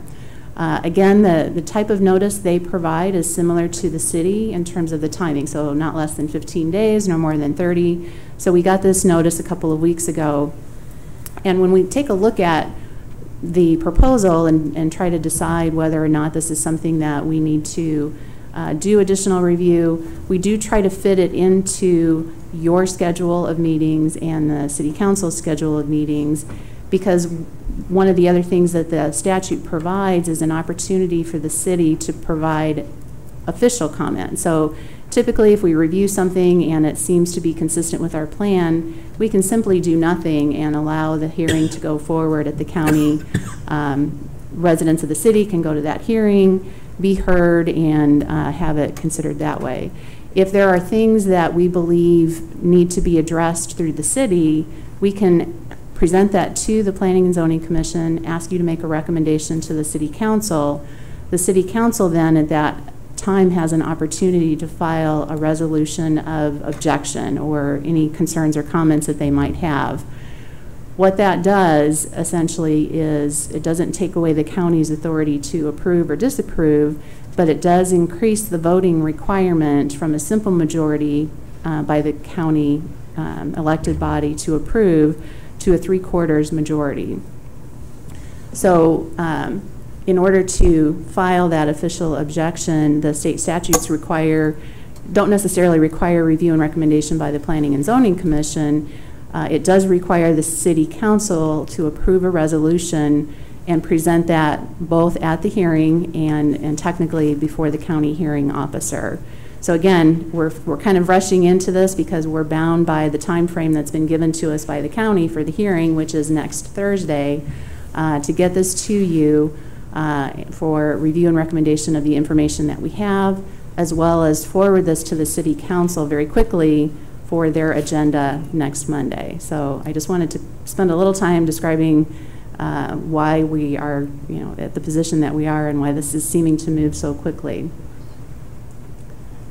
By the way, I do have the applicant here. Brett Robinson is here representing the property owner, which is the Suburban Estate. So I'm going to go through the site plan in just a second. Once we heard about the application, the applicant did come in and meet with us and go through the proposed plan. I'm going first today because I wanted to give a little background, but he is then, I think, prepared to make a few comments and provide us with some additional input, feedback, and answer any specific question that the Planning and Zoning Commission might have. So as I think we all know, the Suburban Estates and Suburban Apartments complex is located on the southwest corner of Annie Glidden Road and Twombly. So at the top of the picture on the overhead is Twombly, and Dan is pointing to that with the cursor. And then Annie Glidden Road runs along the right side of that picture. The Suburban complex has 2 buildings. Suburban Apartments has access onto Annie Glidden Road. Suburban Estates has access onto Twombly. The entire rectangular shaped piece of property is owned by the same owner, including the 2 vacant spots on the northeast side of the site and the southwest side of the site. So that's all under common ownership and all within DeKalb County jurisdiction. Immediately south of there's the dashed line, is property that is within the corporate limits of the city of DeKalb. And as you can see, we have a couple of streets, Aspen Court and Regent Drive, do have roadways that come up close to the unincorporated property. A solar garden is regulated in DeKalb County as a special use, and that's why we received notice of this public hearing that's occurring next Thursday. Solar gardens in this particular case are proposed by the owners of the apartment complex as a means to power their property. Some of the current cases that you hear going through the county, there's quite a few right now being processed through the county.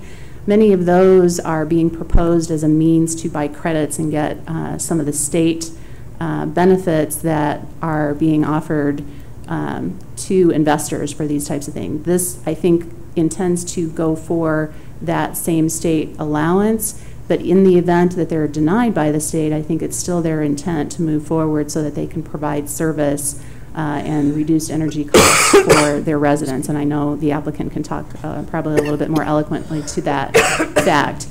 The site plan, as you can see, the lines on the area that I identified to the south of Suburban Estates represents the arrays of solar panels that would be provided on approximately 20 acres between estates and the city property that's located to the south. In this particular case, and in many other cases, 20 acres is about the limit that can be provided under the terms of the county ordinance, and in many cases, some of the state requirements also restrict the size as well. They have proposed to divide it into 2 halves, so you kind of see a break between the rows. And that general area in the middle of that array, that doesn't work, is the location where we have an existing natural drainage feature running through the field. So if we look at the, I'm not going to get to that. If we look at from the north to the south of the proposed array, there's about 10 feet of drop between the north property line and the south property line, and drainage does run from north to south into the city's incorporated property there to the south. On the surrounding the property, I'm just going to talk through some of the major facilities being proposed on the plan. The entire proposal project would be encompassed by a fence. It's called a deer fence. And I did provide a copy of the image that was provided by the applicant. This is what a deer fence looks like.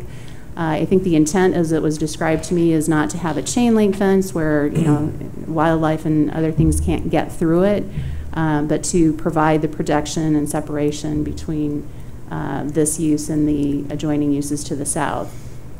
Access to this property is fairly limited and is one of the concerns I'll spend a little time talking about in a little bit. But as I indicated, Suburban Estates has access from Twombly to the north. So up in the northeast corner of that array, Dan, if you can kind of point to the area where the roads come down, that is going to be the sole source of access to this property. So consider 20 acres of property with all of these arrays surrounded by a fence, accessed in that one location. Again, there's the deer fence.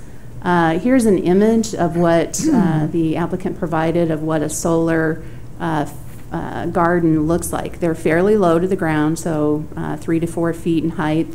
A lot of panels. In this particular case, I'm going to back up to the site plan. You'll notice the arrays or the panels are arranged in a north-south pattern. And then what these panels would do is they would track the sun.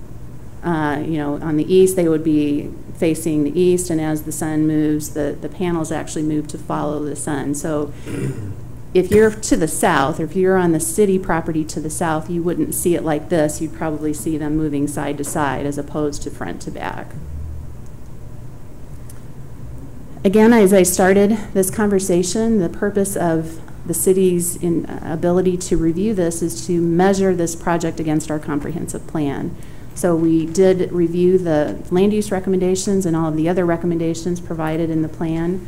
Dan, if you can point to the light tan colored area, is the area that the use is recommended in our long range plan, and that's for medium density residential, 4 to 6 dwelling units per acre, is the recommended separation between the city's property to the south and the higher density that is existing in that property.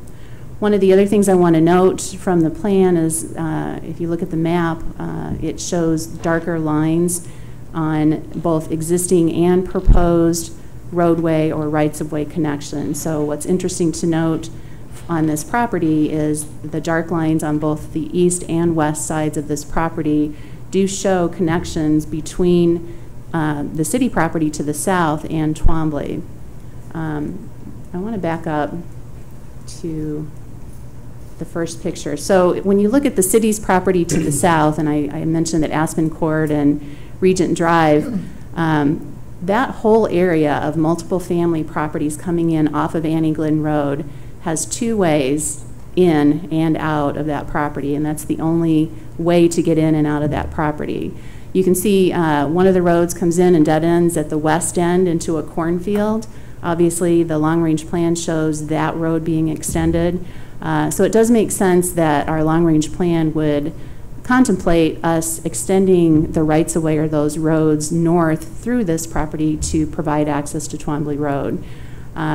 Obviously, if we had the recommended use of multifamily happening on the proposed solar site, we would need another way in and out of that property, and we would be looking to connect those two, connect the south to the north via Twombly, as well as the proposed recommendation to extend the right-of-way on the east would provide better access to the property at the northeast corner of the project, or the hard corner from Twombly and Annie Glen Road.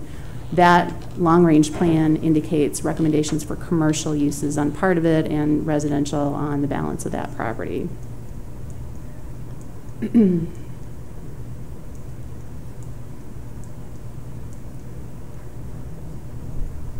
I indicated earlier that there is 10 feet of drop between the north and south sides of the proposed solar farm property.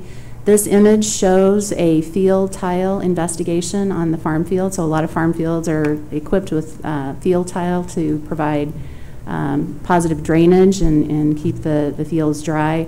So that survey did indicate 2 main lines, as shown by the red lines in that area. We did note, we had our development review team take a look at the proposal, and our engineers have a few questions about drainage, and one of them is that the drain pipes, as they exist today, do appear by this drawing to deposit into city property to the south. So we just have a few questions on how that would be maintained, would that be improved, how would that be managed moving forward. So again, kind of giving you that broad-based background of the proposal itself, I wanted to outline some of the issues that we identified very quickly at our staff level review, which involves our engineers, our planners, our emergency response personnel. So our fire department also provided some review and comments on this proposal in the county. So we want to take a look at our comprehensive plan and is the use appropriate? So again, our long-range plan proposes multifamily residential uses. I'm not sure in 2005 that renewable energy was something that people were paying attention to, so I'm not as concerned about the use, except that I feel that given the very close proximity of this use to our existing residents in the community, it would be nice if we as a city could do a properly noticed hearing and have residents come to this group and this body to provide us with feedback so that we could better inform the county of our recommendation. I would feel awkward at this point saying to the county the use is inappropriate when we really haven't had an opportunity to explore that with our citizens and the people that would be most impacted by it. A couple of the other issues with this particular use, is this an attractive nuisance? So we know that this is an area that is high crime in our community, and 20 acres of vacant parcel, even though it's in, has a big fence around it, would that be something that would be attractive to people to go into and do certain things? So we talked a little bit with the applicant early in the process about potential lighting or cameras, what kinds of things can we do or might be implemented to ensure that the area is maintained in a safe fashion. If we do have issues from our residents, what might we do to mitigate those concerns? So that open deer fence, if people are concerned, if our residents are concerned about the appearance or providing a better separation, maybe we don't do a deer fence, but maybe we provide a more solid screen fence or additional landscaping. The applicant did indicate that there is a natural, tall, thick, weedy kind of vegetation line. It's probably not of any real quality in landscape materials, but it does provide a very solid screen. So maybe that's effective, but again, that's something that I would really like to get feedback from our residents on. Again, I mentioned the dedication of rights-of-way. That's something that we would like to work with the applicant if this project were to proceed forward in the county, to have them modify their plan. There's really no reason. If this was being developed in the city, we would absolutely be requiring the dedication of those rights-of-way. Our codes would also require them to make those improvements. So development on this property drives the required improvements. However, in some cases, we do have the ability to make recommendations to back off of some of those requirements based on the intensity of the use. So one of the things that we could consider is have them provide the right-of-way dedication so we preserve the future opportunity to make that connection, but maybe not make them actually pave the area right away. Drainage is a concern I mentioned that we want to pay a little bit more attention to. A couple of concerns expressed by our fire department was of particular note. This apartment complex is not served by public water. I believe all of the units are currently served by well, which means there's no public water available on the site. I don't know at this point, I couldn't find anything either in our information or in the applicant's proposal whether there are any active fire hydrants on the site that could be utilized in the event our public our fire department needs to provide service to this property, which, by the way, I just wanted to mention, our fire department is the entity that does serve this particular site. So we do want to talk to them a little bit about water availability. We do have hydrants within the city on the properties to the south at some of those cul-de-sacs that perhaps we could tie into. So we do want to take a look at that a little bit further. And as I mentioned, having that access point only in that one location is a concern.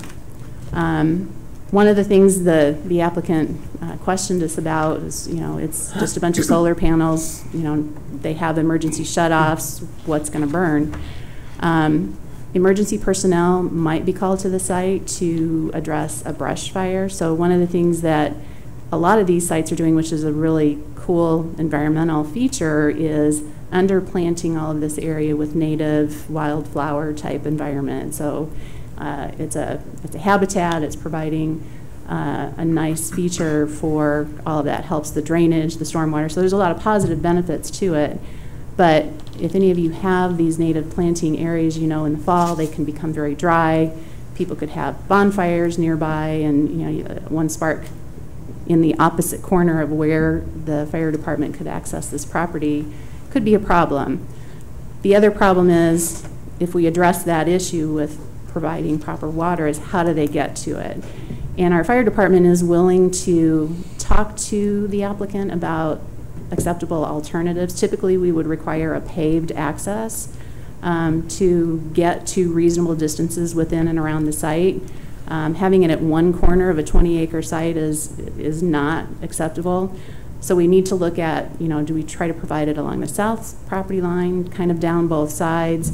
Again, there are options. We just need a little bit more time to work with the applicant on this suggestion.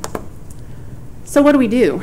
In this particular case, we have some options. If there is general support for the project, if some of the things that we're talking about are not an issue, and solar is the next best thing in DeKalb, and we want to support that, we can move forward with that recommendation.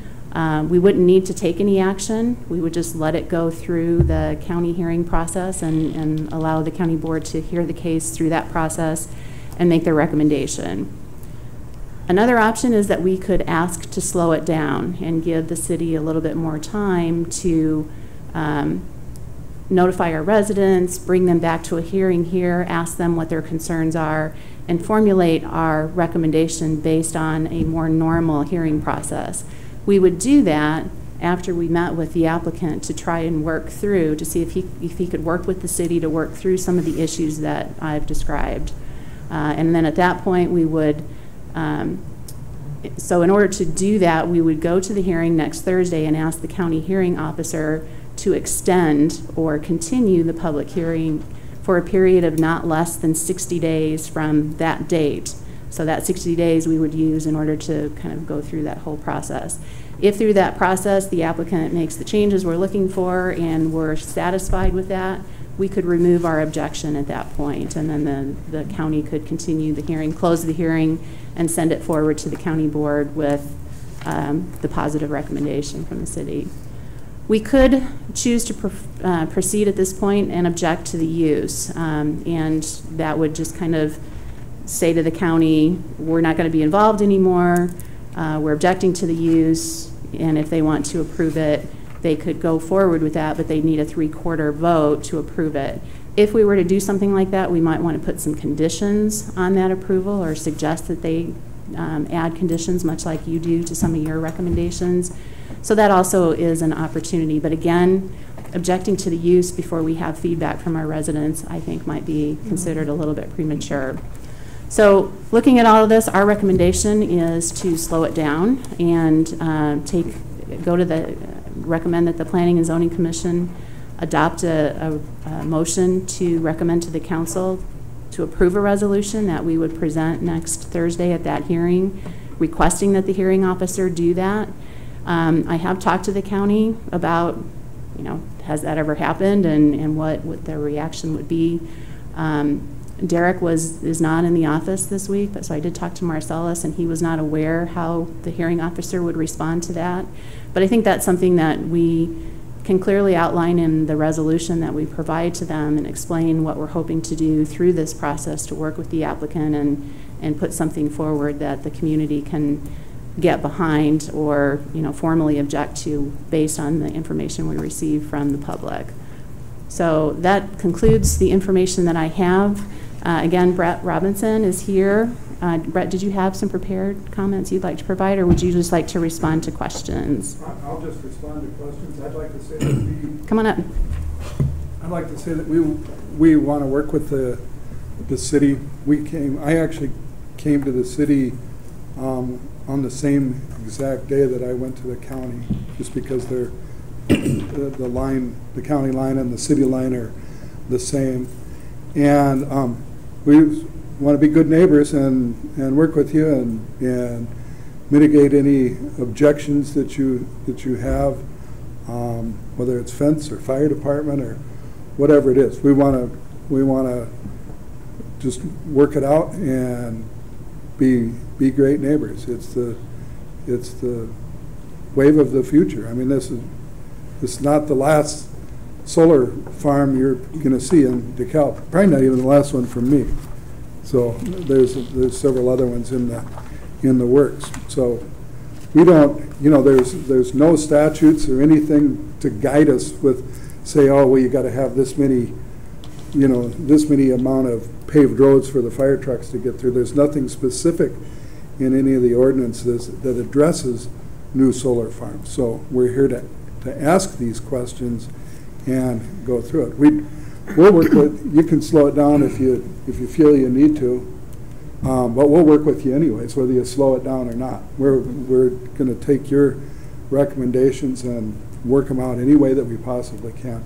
And so if you've got any questions for us on what we're trying to do or why we're trying to do it, or, you know, that we talked about crime in that area. Yeah, we know they live in our buildings, some of them. So we're trying to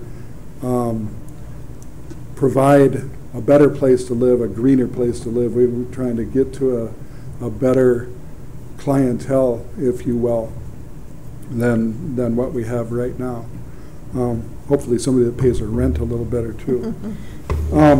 So it's not, and we've got some really, I've got a whole other proposal with a whole bunch of ideas that I was ready to submit. I didn't realize they were going to go on so long, so I'm not going to keep you with all that. We can do it another time. I think you and Dan have seen part of it. But it's going to be more like a park, you know, than it is a parking lot. And we on purpose wanted to keep as much pavement out of there as we possibly could. It helps the water percolate into the ground faster. It's way better than row crops, which is what was planted there last year. We had corn. Yeah, we had corn there last year. So it you know, it's an improvement over agricultural land. And by the way, this will stay a solar farm for 25 years, and it's specifically built to be demountable. You just pull the things up, and you can turn it right back into farmland. And with the county, we have to have a bond that allows for the funds to be there. So we have to have a fund or an insurance bond to do that. So it'll be turned right back. So the use, you know, when we get past through all of this, the use will stay the same for 25, 30 years, maybe even longer. The equipment is all warranted to last that long. There's maintenance every quarter. It's not something that gets left to run down or anything like that. It's going to look basically like this 25 years from now. And by the way, that the solar farm is warranted to be 80% effective after 25 years. So it's still producing 80% of the electricity or more after that period of time. So it's even liable to be there a lot longer than 25 years. I've got a 1999 Chevy pickup truck that was warranted for 50,000 miles, and it now has 300,000 miles on it. So, and it's, you know, it's the same type of equipment. So, anybody have any questions? I do have a question. So why this spot versus the northeast spot? Thought that the northeast spot might be used for a commercial application, you know, a strip center or something like that is one possibility. This, as Joellen alluded to, this is kind of landlocked back in there too. So there's not any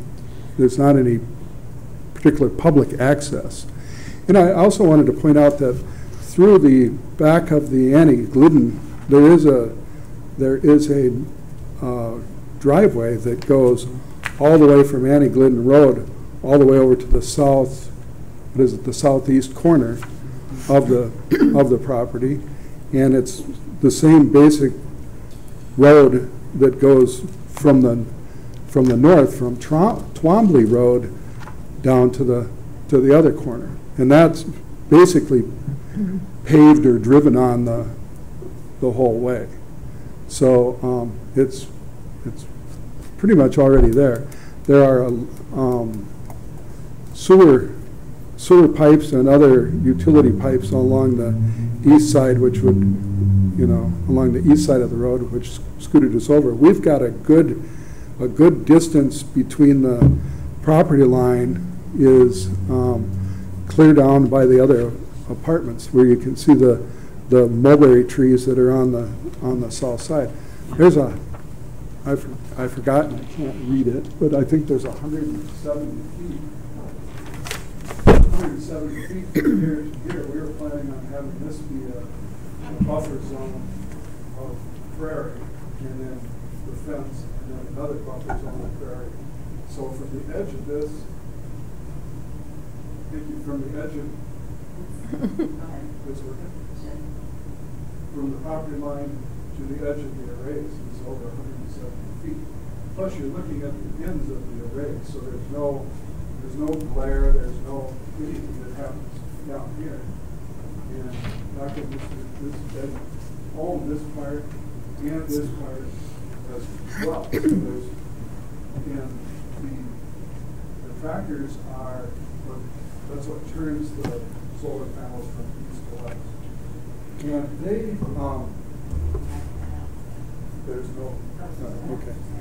there's no glare on purpose from these trackers, because they track the sun, and as you know, a mirror reflects at exactly the same angle that the sun hits it at. So if you hit it like this, it would bounce off 90 degrees difference from that angle. But if you hit it, if the incident of light hits the tracker directly at 90 degrees, it just bounces back to that. What's the rate of movement on the panels? So as Joellen was saying, as the sun moves, the panels will move. So what is that radiant term? It varies every day of the year, but it follows the sun. So on September 22nd, it moves really slow. You know, it moves from all the way east all the way west in 12 hours. Okay. So it's you can't see them move, but you turn. It's like looking at the minute hand on the clock, right? You can't really see it move, but you notice that it has moved the next time you look at it. So because this is an area, sorry if I'm hogging the questions, because this is an area of acknowledged high crime area, I'll state it that way, and other, not necessarily just crime, but if, let's say I'm a homeless person, and I find these appealing to maybe get under because they're going to add protection to me, or is there any opportunity for that to happen? Well, they'd have to be able to jump pretty high because they won't really be able to climb the fence because it's just, it would, you know, they would have to cut through the fence to get in there. To get in there.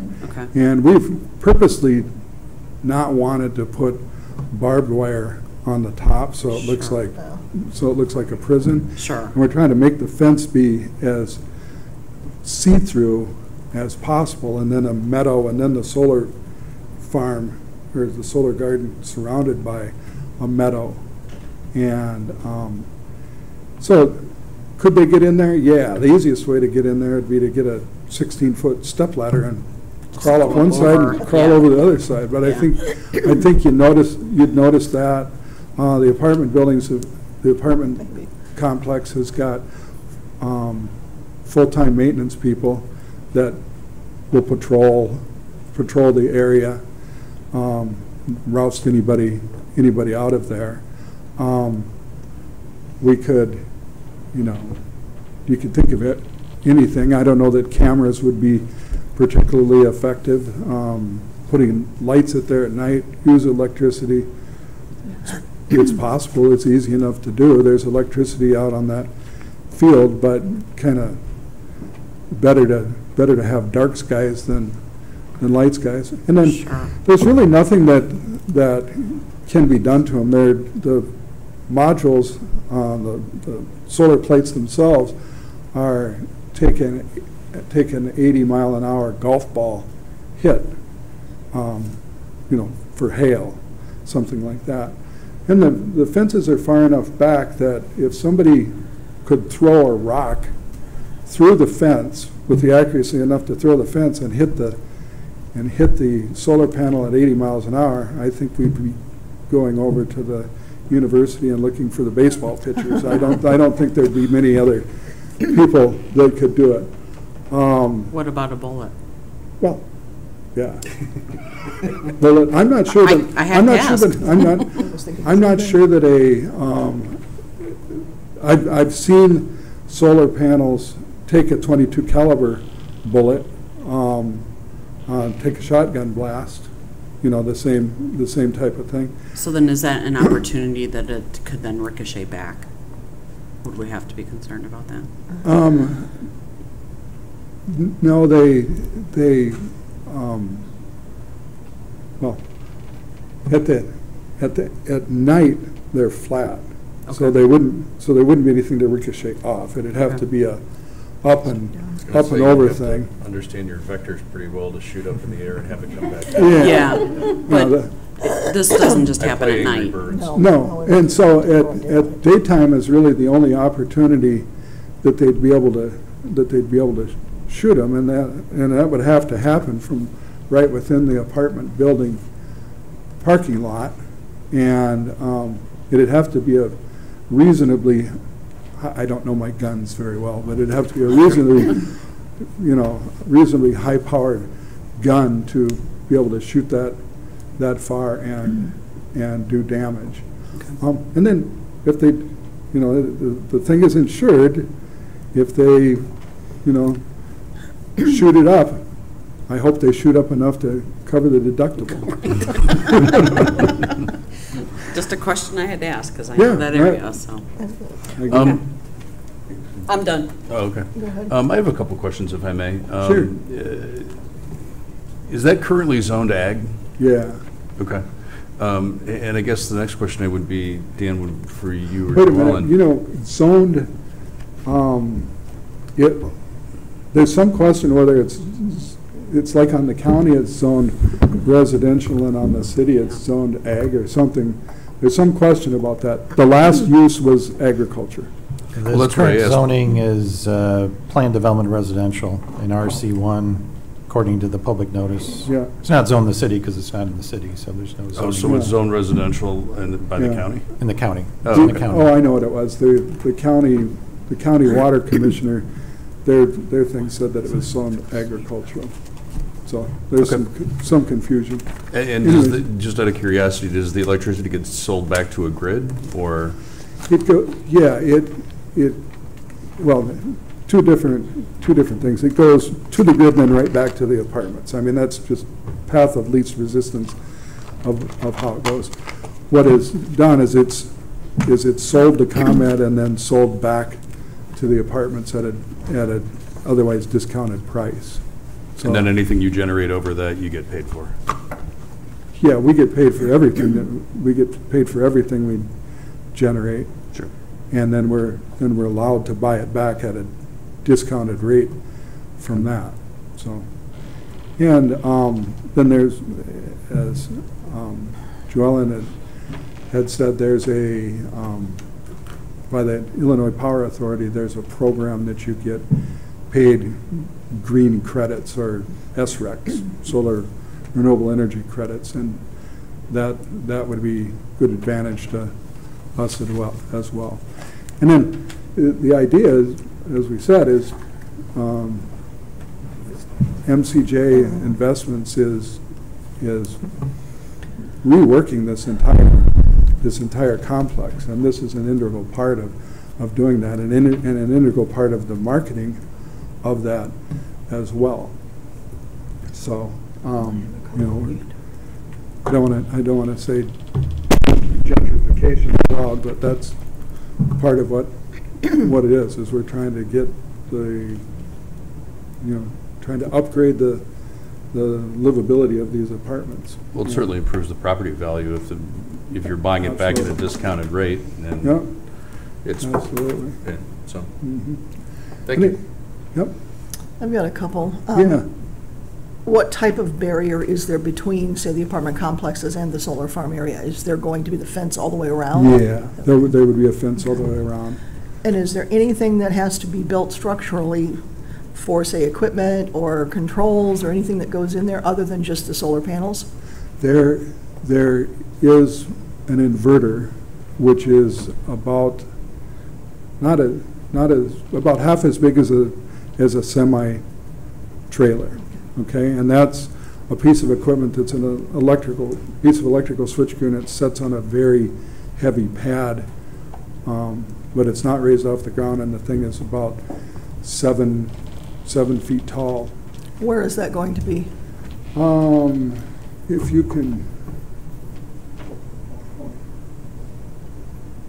either right here or right here. Okay. And ComEd has some decision to say about which place it is. Okay, that's all I had. So it's way back on the That's all I had. And we're not disturbing the soil other than scraping the weeds off of it and tilling, and we'll till it up a little bit to replant the prairie grass and beautiful flowers. I'm sorry, one more question if I may. Since you brought up the inverter, is there any line work that has to be dug and buried? Yeah, where does it connect back to the main power source? Trombley Road, the north side of Trombley Road is where we're coming from, and we'll come right through the middle of the apartment buildings. There's through here, okay, or out and around through the edge of this other farm field. Gotcha.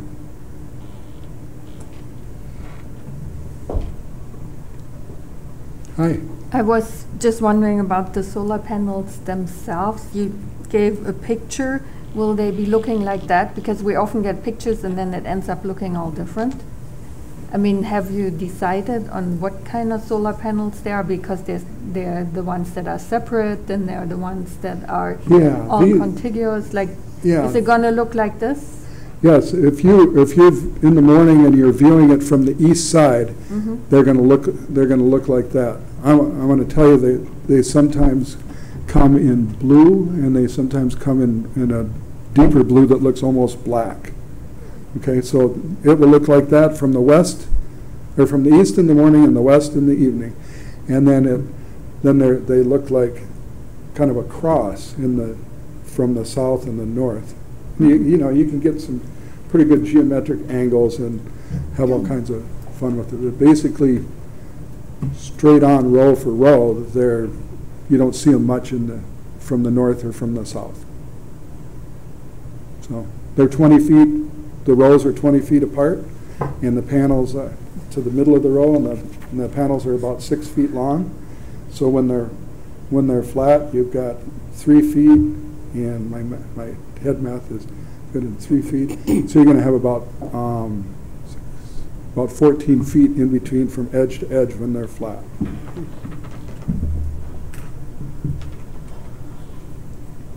I'm good with, this is what I do. I like this. Yeah. You guys all stay here all night. I have a couple of questions, but are there other members of the audience that are interested in speaking or not?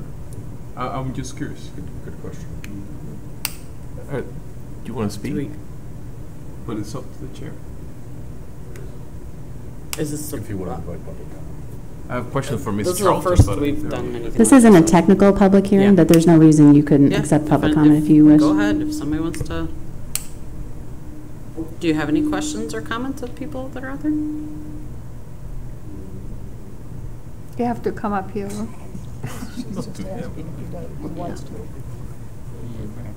No? Okay. So I have a couple of questions for Ms. Charlton. One is pretty straightforward. So I understand that the petition goes to the county, formally speaking, goes to the county. When did we learn about this petition? When did the city of DeKalb learn about this petition? Probably about 2 weeks ago. 2 weeks ago. Okay. Well, let me take that back. So we heard that they were in discussions with it. We didn't actually receive the actual notice until a couple of weeks ago. So that's when we reached out to the applicant and the county to try and get the information that we were able to include in your packets. So from what you're saying, and correct me if I'm mistaken, let's imagine a very extreme situation where I am a citizen, a normal person is passing by this area, and you see a person on the ground, there's a fire, and there's vandalism to this photovoltaic cells. I call 911. Who is going to respond? The fire department, for sure. I think the county sheriff technically responds to this area. Would the police ever, City of DeKalb police ever respond to that? I believe they do provide support services to the sheriff. And with fire, we would have medical emergency services. Correct. As well. There was a person on the ground. Okay. And somehow we're going to make it. So given all those circumstances and the fact that we have known about this for 2 weeks, I am in favor of kindly asking county to have a dialogue here. I think it's reasonable to say that 2 to 3 months is okay, considering that we're talking about a project that would have a lifetime of approximately 25 years. Correct. That's my position on this. I just want to say that it's a funny thing being on the border between the county and the city. I came the same day that I went to the county the first time. I came left there and came right down here and talked to Dan about it. And there's not good communication between the city to only give you 15 days worth of notice on something that they've known about. And I wanted to get, the city's input from the very beginning.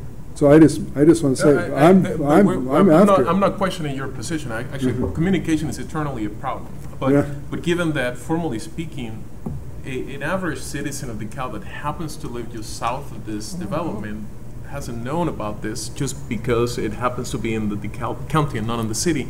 I think it's fair to just give those residents an opportunity to talk about this. And my position on this has nothing to do with your efforts. I believe your efforts were in good faith, and for whatever reason, and the bad communication that is always plaguing us in everything we're trying to do, the city of DeKalb didn't know until 2 weeks ago, and I would be in favor of kindly asking, let's give ourselves a little bit more time. And I'd be happy to have as you can tell, I kind of like talking about this. So I'd be happy to have a forum for anybody that wanted to come and explain to them what it is. And I've got hundreds and hundreds of pictures that I can show them, and it's like showing you pictures of my grandkids. I mean, that's not kind of how I feel about it. So. Just to make one point of clarification, so the county, it's not like the people located to the south in the city didn't get notice. So much like we provide notice to everyone within a certain distance, the county did send people that live to the south of this site notice about the time and place and location of their hearing at DeKalb County. But what we're asking for is for us to have a separate, discussion with them so that we can formulate a sound recommendation based on our long-range plan. When did those notifications go out? I think the same time. At the They same all go at the same time. What was the range? I think they're 250 feet as well. also. Yeah, yeah. It's been in the news a lot as well about the meetings with the county. They've had A lot. probably 20 hearings about solar gardens throughout DeKalb County. This is the first one that has been close enough to warrant our review. Did you have a question or have comment? I like to make one comment. Yeah, go ahead and come on up. So, by the way, this is the property owner, Dr. Sean Betty. Hi, I'm Dr. Sean Berry. We are the one who will be developing this, and it has been I would say, a pleasure or maybe a dream come true of creating something which we see throughout the country that people have been developing. I've gone to Indianapolis where they have, on the airport, they have full range of stuff which is going on, and all over the country which is happening. I know we see a lot of negativity which is coming from the city, thinking that probably is one of the disaster which is going to happen or to happen. It is not something I have heard. I have done a lot of investigation over the last 2.5 years when we started putting the plans together. I have talked to many or contractors who basically have given me some insight on how the things have been done and how safe this project has been. As far as the fire hydrants are concerned, I think that the property has fire hydrants, which basically, and the city has all the access to getting the things done. We have constantly ambulances and all the police, everything comes through, and without much hindrance to the property. Even though it's in the county, we do definitely provide all the access to the thing. We definitely have a well water, which is definitely not a negative, but we have fire hydrants, enough pressures to maintain it. We have come as a friend because we want to make this project as a community, and this would be one of its kind and the biggest one in the country for providing electricity to the apartment complex. And it's not only for say ASRACs and all the number of things which we talk about. It is to provide a electricity at a very nominal cost to the people. Whatever the cost of electricity is given to the ComEd will be provided to the people who can afford to. Nowadays the economy is all based on affordability. And if we are basically providing electricity at 4 cents to the tenants, who can only afford to pay 4 cents or 5 cents, that's a positive thing for the community. So we can have it provide electricity, and we provide free gas, free water. So it really helps the people who are in the low income base. So I think in the long run it would be a very good project for the community, and I'm sure this is first of its kind, and you may see a lot more popping up everywhere, which would be, and we have to really start understanding what we see as the hurricanes and tornadoes and all the weather change, excessive rain and excessive sun, excessive heat, is all the reflection of what we have done over the last 200, 300 years. If we don't take care of this now, then there's somebody up there who basically going to take care of it. So I thank you so much for listening to me, and I think we are very excited about this project and hope we get a cooperation from you. I thank you again. I think it's a really great project. I've been to places where I've seen these. I've been very curious about them because it's just how my brain works. But I think this opens up a potential opportunity, not just for the apartment buildings, but other areas in the county and connected maybe close to the city. It also opens up a great opportunity for learning with the university and Kish College close by too, as well as the students in our schools, that they can learn what the potential pluses would be of this type of an energy source. And it has been something that's been talked about for the last 10 years that we need to look into different energy sources. And so I definitely applaud you all for bringing this up, and I agree that I think we need to ask the county to slow it down. Let us give the residents an opportunity, and anybody else that wants to learn about it. I think it's a great learning opportunity for our city, and can bring some positive to it. I would absolutely agree, and might I just add that I'm very excited about it, but do understand too that part of our responsibility is to keep our residents informed with not only within the city but within the Collar community too. And so, I love the project, but I do think that we need a little bit more time to help DeKalb residents understand it too. I agree. I think just to slow it down a little bit, get the information out to those that maybe aren't aware of it within the city so that they know there's cooperation between both bodies, county and city.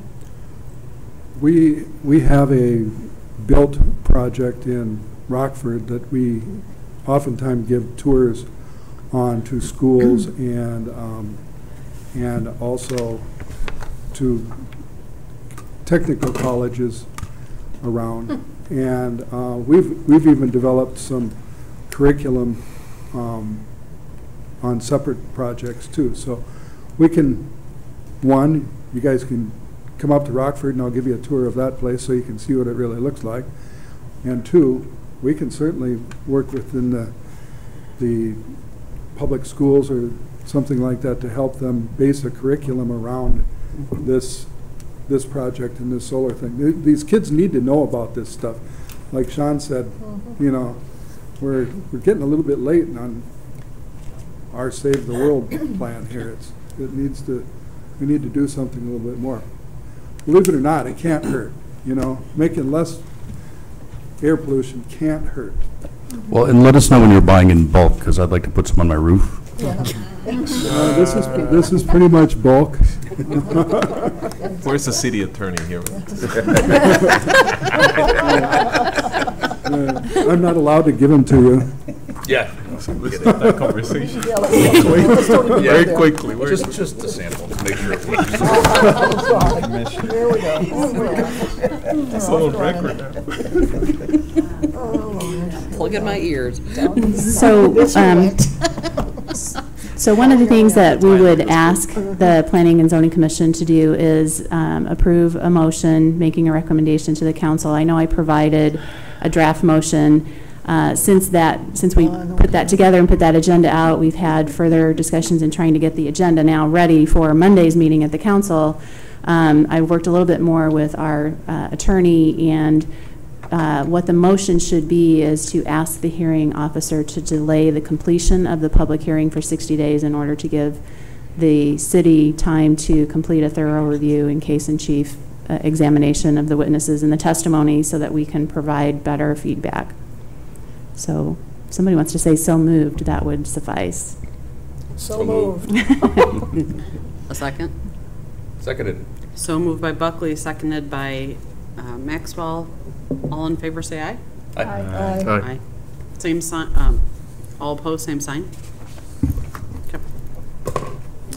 Thank you. I know we're going to go on to the next item, but before we do, just to give you a quick update, there are 2 other solar projects that might be coming forward to you for consideration within the city.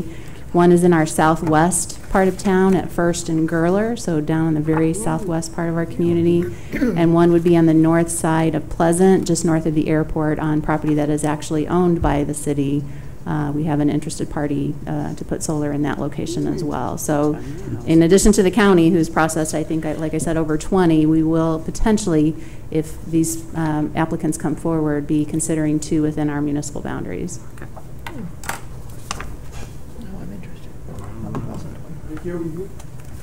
Thank you. Thank you.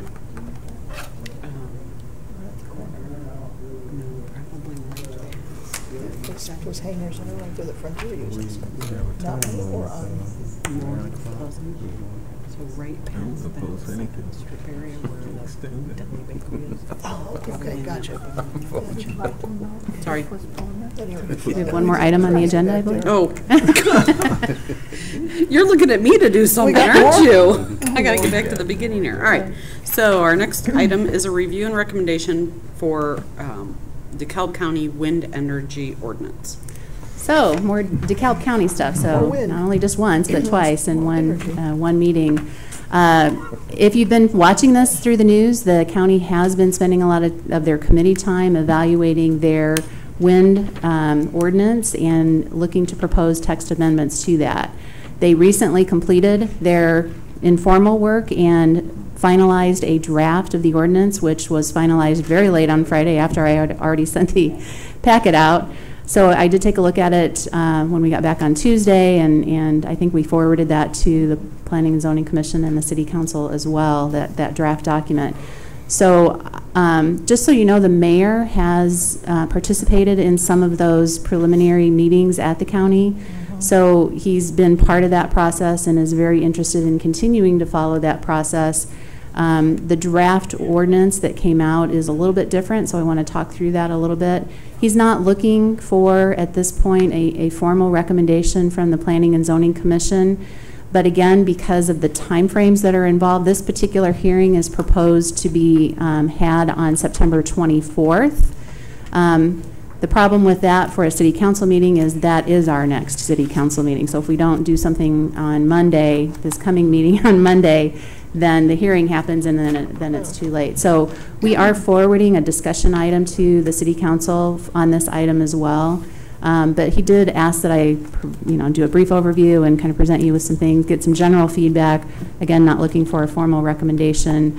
If the council wishes to do so, they can still do that, but I think he just kind of wanted to see what your thoughts were. The draft, again, is a result of considerable discussion that happened at the county, and they finalized that report. It is available on the county's website. It's a 14-page document, and if you go to their front page, there's a section on there that says Hot Topics, and you can link to that.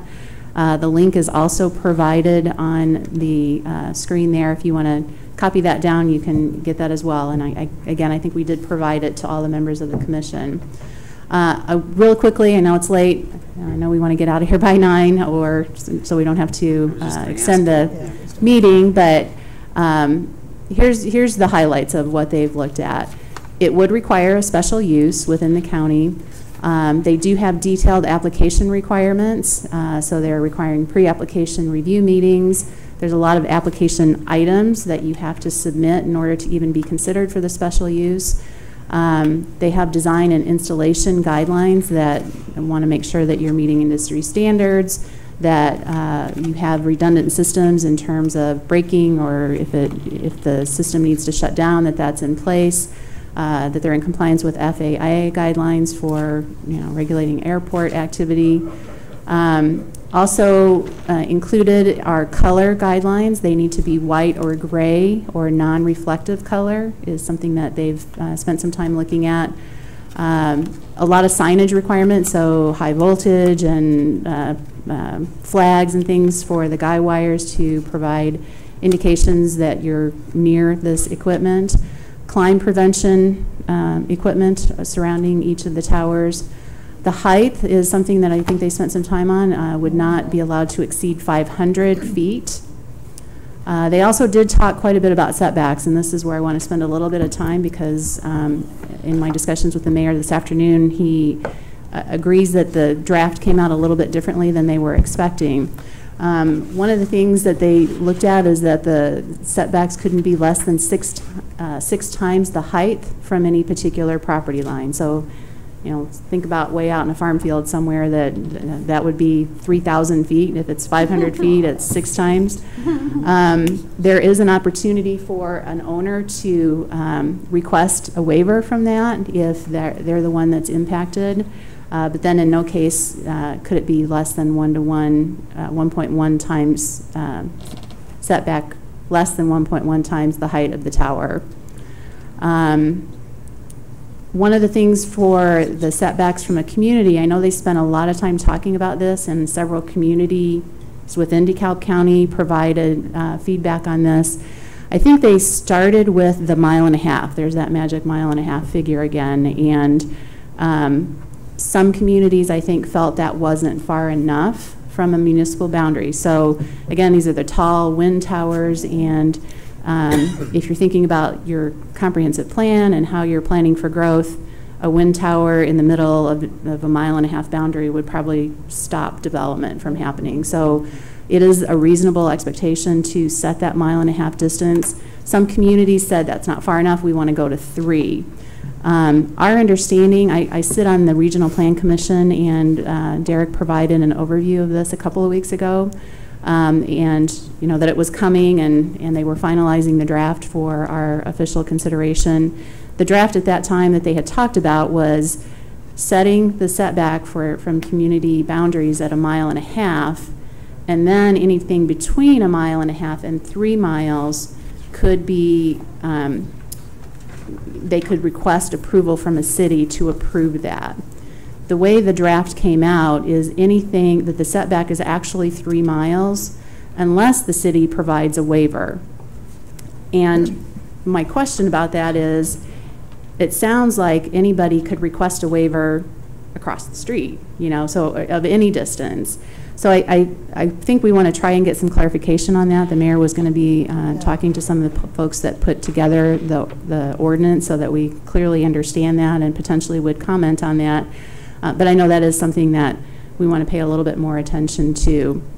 Some other key points are the operations. The county did an amazing job. They really spent a lot of time looking at so many different aspects with regard to this technology. They looked at requirements for annual maintenance and how they'd have to submit reports annually to provide updates on what's happened, reports and certification on any potential interference that would happen, both in terms of the application procedure as well as ongoing maintenance. Zero flicker. I had no idea what flicker was until I looked into this, but flicker is the shadow that's created by the blades as they pass between you and the sun. So that's something that they've looked at, setbacks that would regulate that, and they're saying that you can't have flicker beyond an existing property line.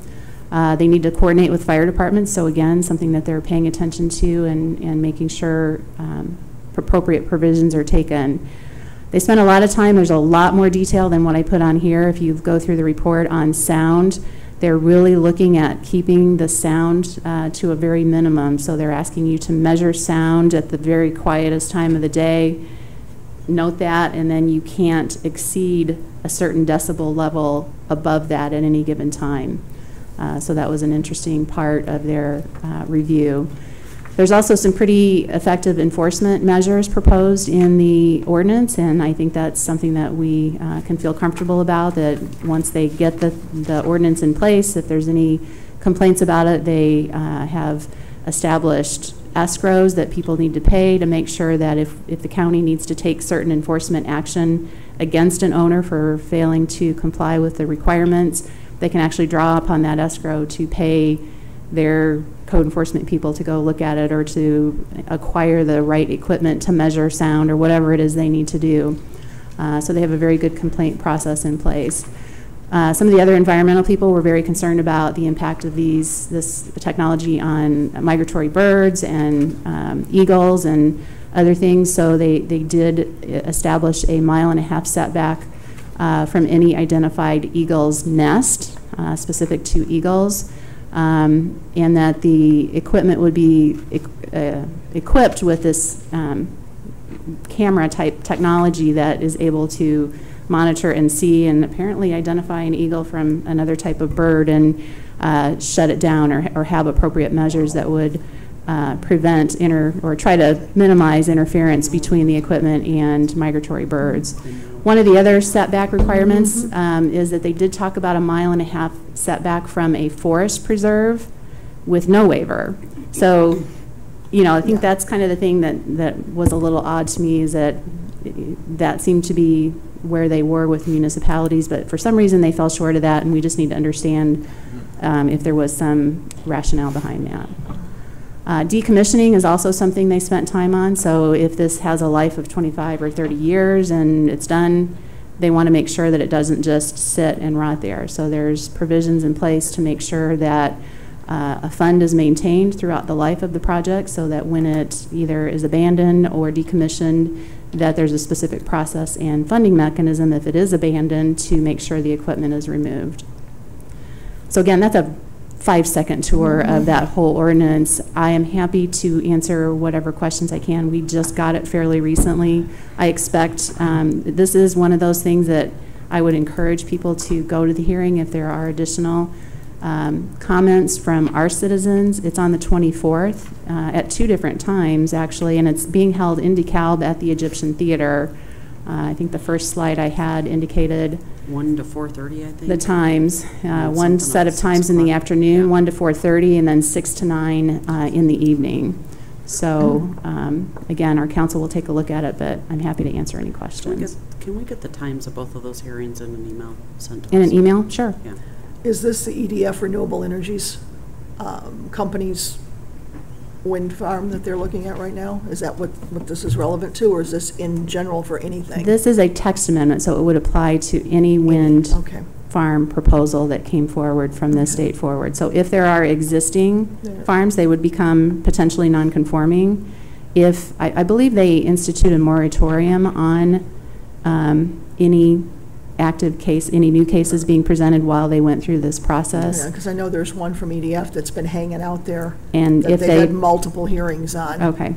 But I didn't know if this was relevant to that specific wind farm or let me find out. I'll overall send that with EDF, you said? EDF Renewable Energies is the one that they've been going back and forth with since last fall, I believe it was. Okay. So any that are currently up in the south part of the county, you said would then be non-conforming to this text amendment? If they didn't meet any of the new criteria that were established. And they'd be grandfathered in? Yeah. Yes. They would be grandfathered in? Mm-hmm. Okay. So this document that we received, who is the intended audience?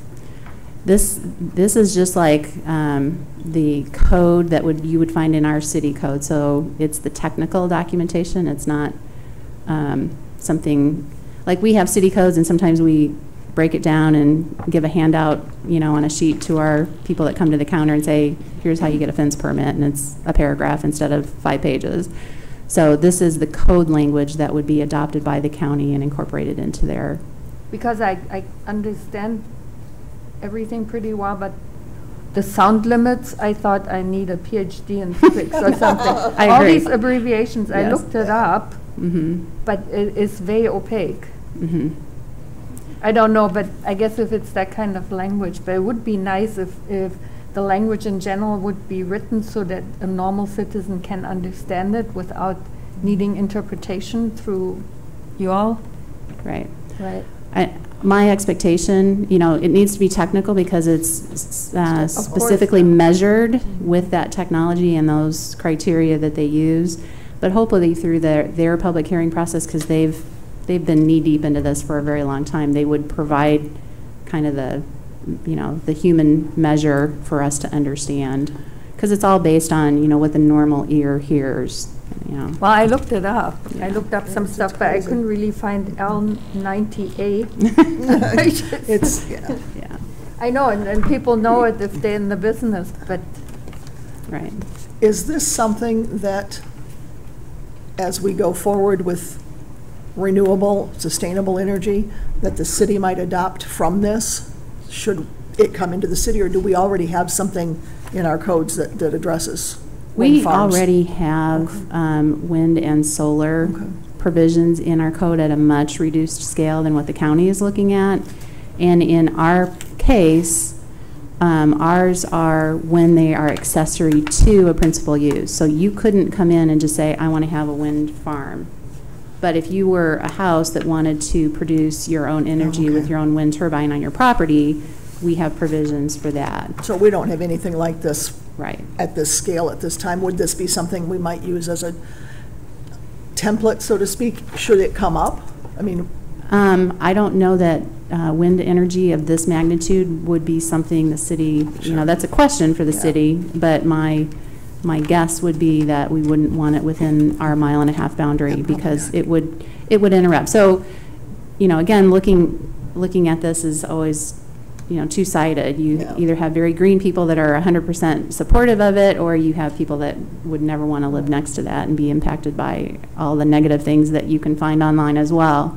So I think, we could certainly go down that path, but again, it doesn't produce the revenues for a community. So, you know, solar power takes a lot of property off of the tax rolls that would otherwise be potentially available for residential or commercial development and the retail sales taxes that go with it. So when we look at the ones that might be proposed for the city, that's one of the things we'll ask you to consider, is where is this proposed in relationship to growth in our community? How will it impact that growth? And what does that project need to do in order to allow us to continue growing uninterrupted? Thank you.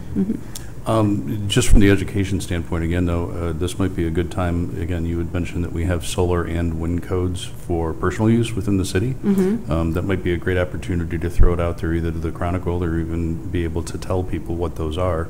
I'm sure a lot of people are unaware of that. So throw it up to the radio station. We get requests for it. Do you? Yeah. I mean, I just something I'd like to publicize. So. Okay. Sure. So what do you need from us? This is informational. If you Okay. have anything you'd like me to share with the council, I'm happy to do that, but no formal recommendation is requested.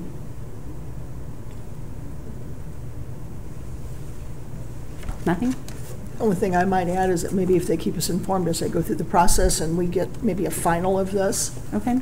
I mean, I would like to see what they end up with in the end run. We are going to have, it's at least a discussion item on the council agenda. We haven't finalized or formalized that yet, but those agendas are going out very quickly. So within the next couple of days, I will know exactly what is being discussed at the council level on Monday. Thank you. Thank you.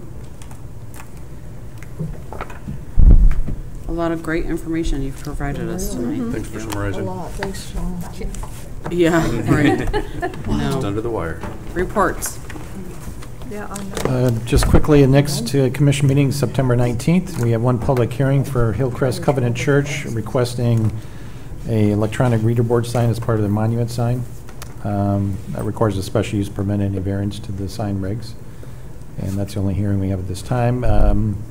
Past project the commission made a recommendation on was the video gaming establishment at 850 South 4th Street, Macy's. That was approved by the council at their August 27th meeting. They did add a conditional about the temporary signs, that no temporary sign could have any reference to video gaming or alcohol in it. To the commission's recommendation included the wall sign and the window sign limitations. The council expanded that to any temporary signs too. And just to let the commission know, out of that meeting, I happened to turn on the council meeting at that point that night and saw the discussion happen about the signage. The mayor did say that this may be a good time, or maybe one of the aldermen did, and the mayor expounded on a little bit, which I had also mentioned in our last meeting, full meeting, that it's time that we start to look at the sign ordinance. And so I have sent an email to the mayor and did let him know that I do hope and expect that someone from this commission will be present at that, if not more than one of us. So he agreed that we will be part of that conversation. So just to give you all a heads up. And that's good for the next Do we know when it is? No, don't know when it is. The discussion was about getting a committee together to look at the sign ordinance. So I put my 2 cents in on behalf of the commission. So I wanted to let you all know that. So we'll keep you posted as things come up. But if you get an email from the mayor and he says, hey, would you like to be part of this, at least you'll know where this kind of came out of. My fingers did some typing as the meeting was going on. I sent him and Dan the email right as they were talking about it. So just a heads up on that. If nothing else, I'll take a motion to adjourn. So moved. So moved by Buckley. Second. Second by Maxwell. All in favor say aye. Aye. All opposed, same sign. Thank you.